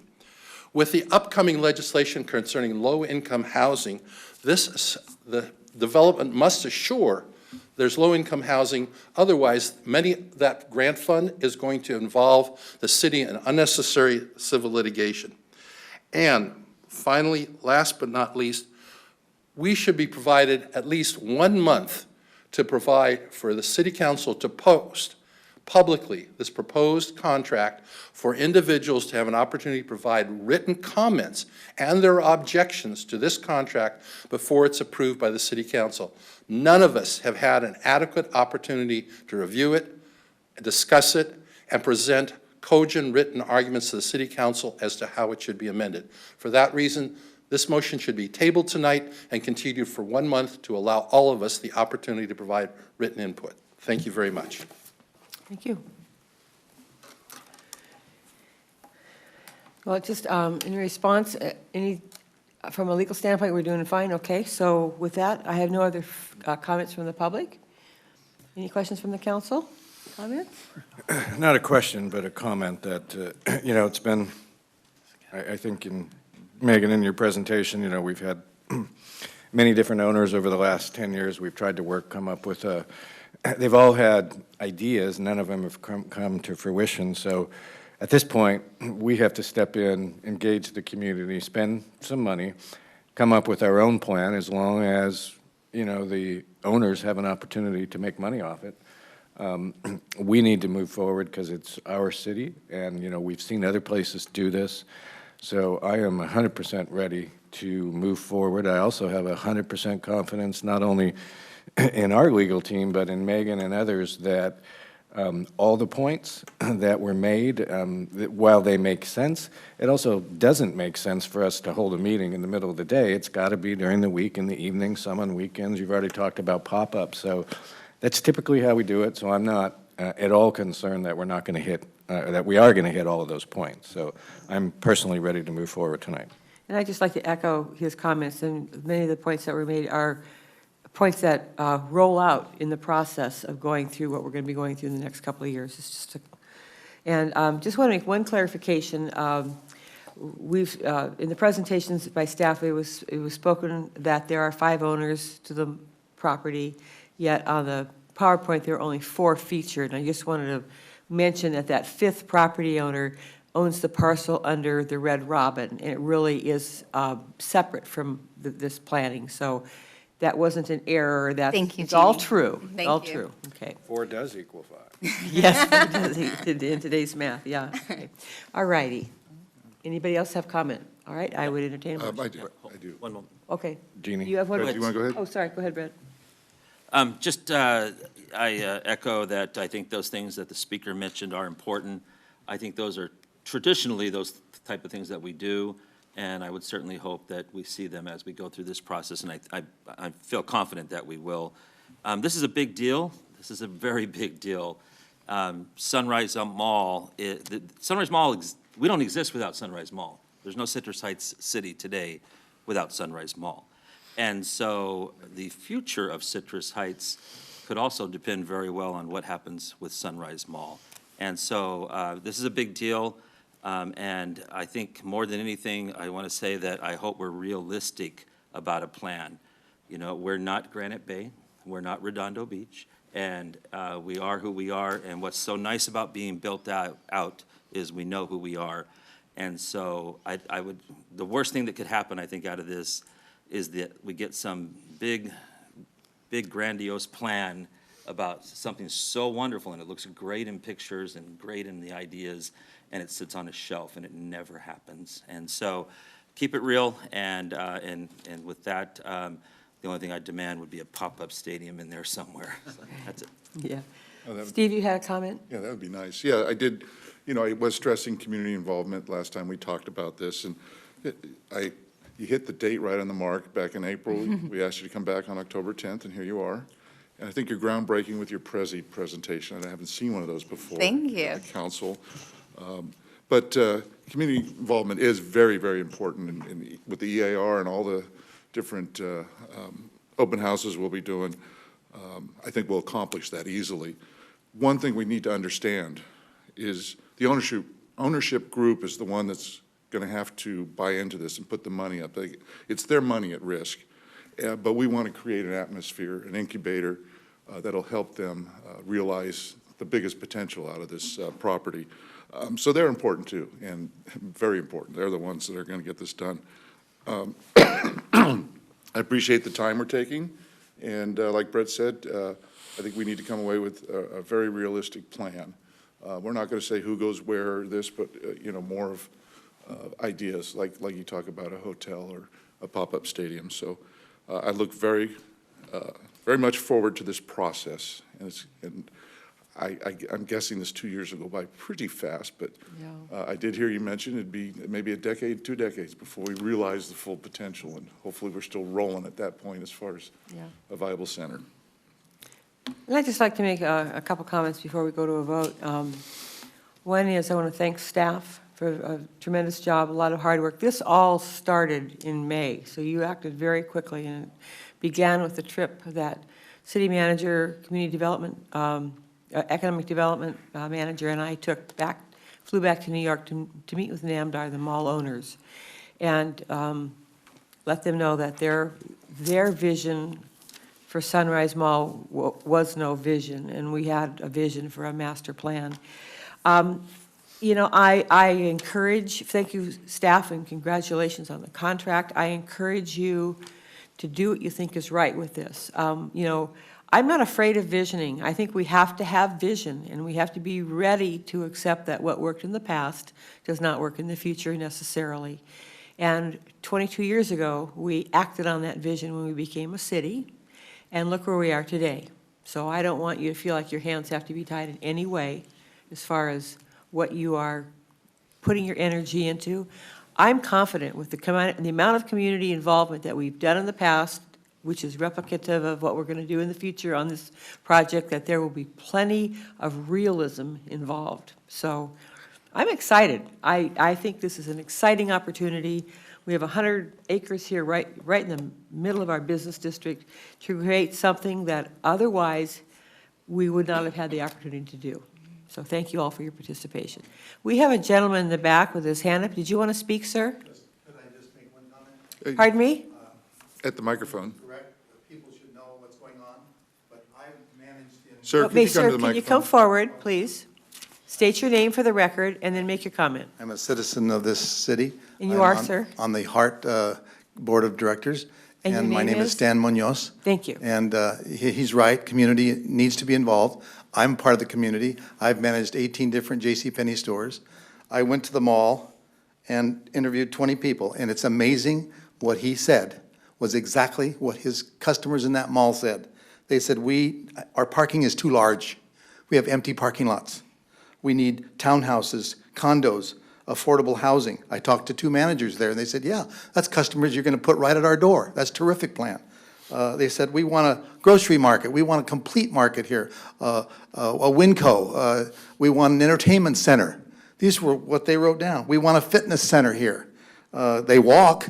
Why not a fitness center? I thought that was a great idea. Put a movie theater in. We want a complete, everything he said. I interviewed 20 people in the mall, and those were their best 5 choices. So I want to volunteer. I want to be on that committee. Oh. You've got the best plan going here. That mall cannot shrink, or everything will go to online, and I hate online because I'm not an online retailer. And so I volunteer my time for whatever I can do to help, interviewing people, being on their committee as just a retailer who's been there, and this is the best plan the city could ever come with. I'm so excited about it. But yes, listen to people. We need the meetings, will. the involvement, and just talking to 20 people. His plan sounds fantastic. Well, because stay it tuned. matches- You'll have plenty of opportunity to keep yourself busy on behalf of this You project. got it, Gene. All right. Madam Mayor, I move approval of the item. Second. We have a motion and a second to approve this item and to adopt the resolution that authorizing the city manager to execute this agreement for professional services with Gensler. All in favor, say aye. Aye. Aye. Any opposed? Thank you. Congratulations. Thank you, Council. Next item, please. Next item is regular calendar, item number 10, the subject is City Council Handbook amendments. The recommendation is to adopt a resolution approving amendments to the City of Citrus Heights City Council Handbook.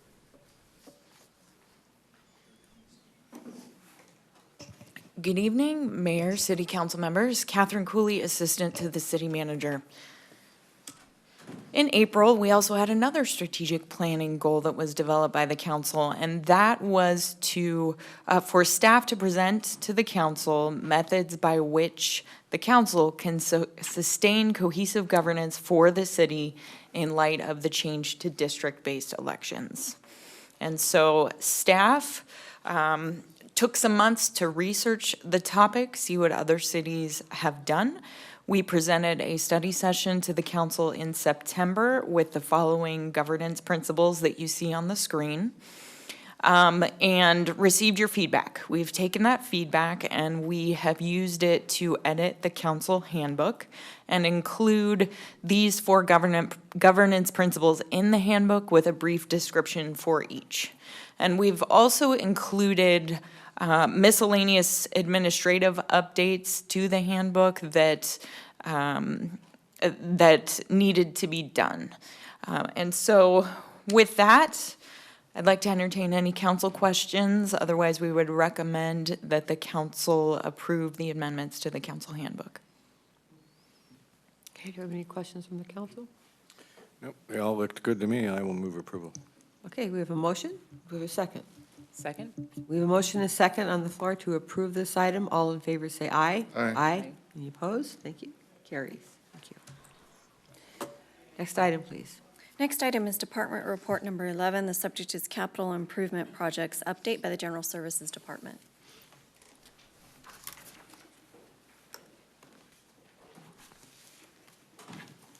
Good evening, Mayor Bruns, members of the City Council, Mary Poole and Leslie Bloomquist with the General Services Department. And we're here tonight to give you a brief update on a couple of capital improvement projects, and we'll get started. So we have 3 concurrent grant projects under the Sustainable Communities Grant Program. These will all lead to capital improvement projects down the way. And they are Carriage Drive and Laupy Lane Safe Schools Corridor Plan, the Multimodal Transportation Safety Program, or MMTSP, and the Old Auburn Road Complete Streets Plan.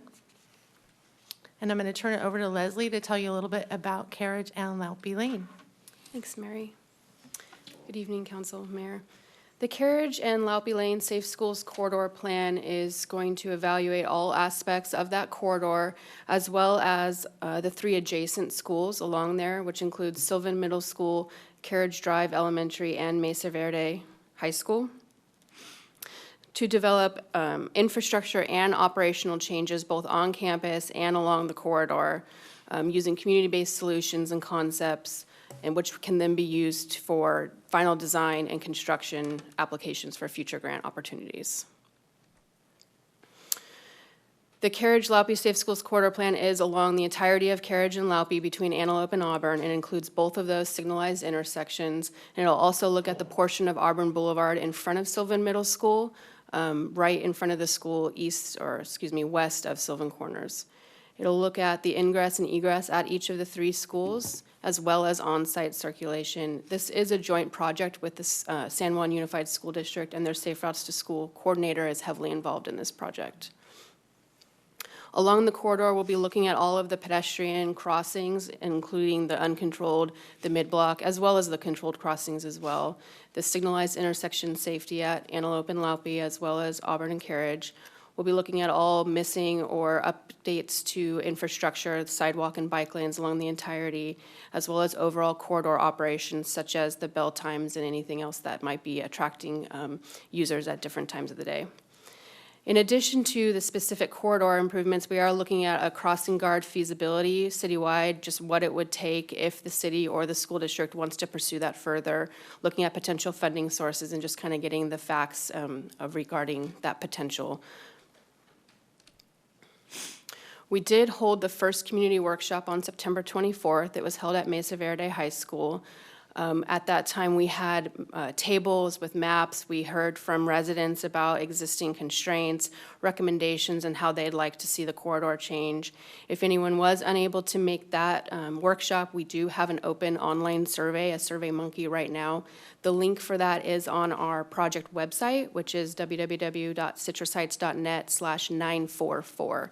That's the project website, and that online survey will be open through end of October 25th. We do have additional upcoming in-person engagement opportunities, and this image to the right kind of shows general ideas of when those will happen. We are working on our school-based meetings and scheduling our next pop-up workshop, which will probably be at a neighboring shopping center on a weekend. We'll try and engage some parents and residents on the weekends as they're going about their daily activities. We are anticipating completion of the plan in November of 2020, at which time we'll present to the school board, the city council, and all the other stakeholders. Nice job having Spanish and Russian on there. Oh, thank you. And back to Mary regarding the multimodal project. So the Multimodal Transportation Safety Program is a grant-funded update of the 2001 outdated Neighborhood Traffic Management Program. And in addition to the traditional education enforcement and engineering components, engagement is a really big property of this program. And it's really looking to add the component that says we all have a role in making our neighborhood safe and welcoming for all modes of travel. And part of that is to recognize that each of us are champions in our own neighborhood. So we're really ramping up that we can be a champion marketing piece in this program. So as noted, this program updates the 2001 Neighborhood Traffic Management Program, which provided guidelines for evaluating complaints and implementing improvements for traffic calming in the neighborhoods. But it really focused on automobiles, and it really didn't have a way to prioritize which improvements go first. So this update will use current industry standards for traffic calming and safety improvements. It considers all modes of travel, and we have our hashtag Roads for All Modes. It will provide a transparent prioritization process based on community values that will result in a tool that we will be able to use to input and track concerns from the community about speeding and other traffic calming and safety issues within the neighborhoods and prioritize those for improvements. We'll be able to recommend, include the recommendations, either ones we can do as part of our annual maintenance program. Some of them we'll be able to do that way, but we'll have a prioritization process for that. And the other longer-term items will be programmed as part of the CIP process. So as mentioned, engagement is an extensive part of the MMTSP program, and as such, we have neighborhood champions, which are folks who are taking a more active role in safety in their neighborhoods, and they may be doing walkshops within the neighborhoods, particularly in October and November. And we did the activity similar to this with the Walkability Project years ago, but this really steps it up a notch, and it looks at, we have 5 different locations within the city where there are different varieties of traffic calming applications that are on the ground. So we can have, the champions will go out and take a look at these and record their observations and report back at the first community meeting, which will be on October 30th. The champions will be working with staff, the consultants, and their neighbors to engage and empower each other and their communities. And so they'll come back. We had our open house or their orientation with about 20 potential champions on October 2nd. And they will be out in the community and then coming back on October 30, where we're inviting the public at large to join us at an open house from 4:30 to 6 p.m. at the community center. And then we'll continue to do ongoing engagement with the community champions and the community at large. And just recognizing that in our neighborhoods, we use our powers for good. So just really continuing to advance that message that we all have a role in improving our community. And the next steps, as I mentioned, will be the open house on October 30th. We hope we see a great turnout. And then we will continue to take input from the community through the end of the year. We will also have some online opportunities for people to comment and provide input. And then we will present the draft program for community input in the spring of 2020, and then the final program back before you in August of 2020. And the third. Do you have a question, Deanie? Yeah, before you go on to the third one, on the community champions, how many do you want to have? Do you have a number in mind? We feel like everyone can be a champion, so the champions, there's no limit to how many champions that we can have. But we would like to have at least, 5 to 10 in each neighborhood to really play a more active role. So you're embracing adding more? Absolutely. And after the program is adopted and we're moving on it, we will still be incorporating and encouraging people to become champions. And how can people do that? Aside from, they have another workshop coming up. Right, we have an online application on our website, thank you for asking. We have applications in the back, and we also have flyers about the community meeting in the back as well. So that's online, it's available, and we'll continue to do our Facebook messaging. We have a video on our website. We've got a lot of different outreach going, and we'll continue to do that. Thank you. Thank you. So on to the Old Auburn Road Complete Streets Plan. This project will evaluate Old Auburn Road between Sylvan Corners and Gary Oak Drive. Gary Oak is the intersection where the existing multi-use trail on Old Auburn currently ends. So this will take it from there down to Sylvan Corners, developing a multimodal concept to address all safety concerns on the corridor, as well as at the signalized intersection at Old Auburn and Fair Oaks, which is where we've recently had a lot of concerns and some recent trends and crashes. We'll be able to use this plan in the future to apply for grants, again, for final design and construction. And the development of this plan itself, as well as the two previous ones, are both grant funded also. We held our first community workshop for this project back in March. It was well attended. Over 100 representatives from the community attended. We have an upcoming pop-up workshop on October 19th, which I'll talk about in a few moments. And we are planning the second community workshop sometime in November or December of this year. At our first community workshop, we heard a lot from residents about what they want to see on Old Auburn. And what we heard was that people want to see it be more safe to walk, to bike, easier to access the local streets and driveways, have slower traffic, fewer collisions, etc. So one of the ideas that has come out of after collecting a lot of traffic data and looking at this feedback from the residents is the concept of a road diet. A road diet is essentially where you take vehicular travel lanes and you reallocate that space for other uses, such as pedestrians and bicyclists.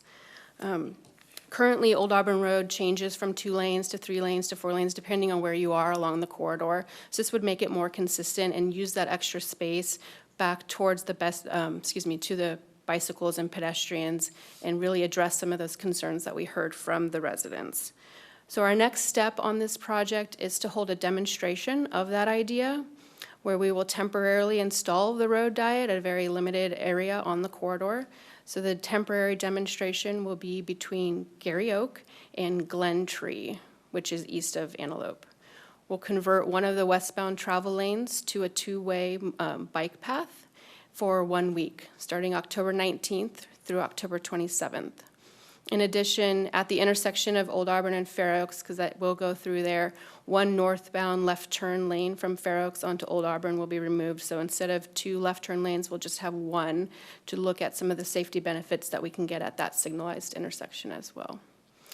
Right now, currently, before and during the week-long demonstration, we'll be collecting data, traffic data, speed data, conducting lots of observations so we can really see what the impact of this road diet would have if we choose to move forward with this as part of our future evaluation on the Complete Streets project. In addition to the demonstration project, we are holding a kickoff celebration on October 19th. This is also our pop-up workshop for the Old Auburn Plan. It will be at Grace Church of Grace Church of Sacramento, which is at 8071 Old Auburn, right between Fair Oaks and Glen Tree on the north side of the road. We're calling it the Community Safety Fair, so we will be concentrating on bicycle and pedestrian safety, and educational opportunities will be there. It's a fun, family-friendly event. We will also be there to talk about the demonstration project, what the benefits of a road diet may be, why we're doing this, and to also receive feedback from those that are driving, walking, or biking along the corridor on their thoughts about it as well. We do have some activities also. We have an adult pedestrian safety class that will be held by Dignity Health at 11 o'clock. San Juan Unified School District Safe Routes to School Coordinator will be there doing a bicycle rodeo so children can come and learn the proper ways to ride on street and how to negotiate an intersection. There'll be little miniature versions of that in the parking lot. That's where the rodeo will take place. We have free helmets to give to kids, or if you have your own helmet, bring it. Either way, we have fittings so we can make sure those helmets fit you properly. Sac Metro will be there with the fire engine. Smart Ride will be there so you can tour their bus. And if you don't have a bike and you'd like to ride on the trail, we will have those as well. So October 19th, 10 to 1, Grace Church of Sacramento. And with that, we'd be happy to answer any questions.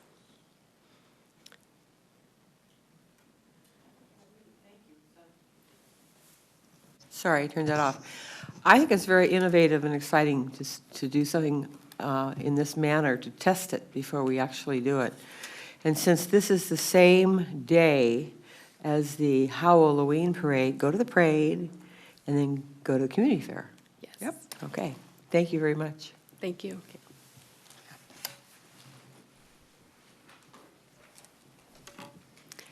And next item, please. Next item is Department Report Number 12. The subject is Proposed Memorial Bench for Sacramento County Deputy Mark Stasnuk, the department by the Police Department. Mayor, Council, City Manager, Lieutenant Mike Wells, the PD. In addition to my role as a police department, I am the president of the Citrus Heights Police Foundation.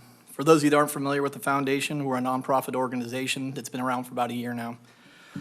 The foundation's goal is to provide supplemental resources for members of law enforcement and their families during times of need while building long-lasting and positive police-community relationships.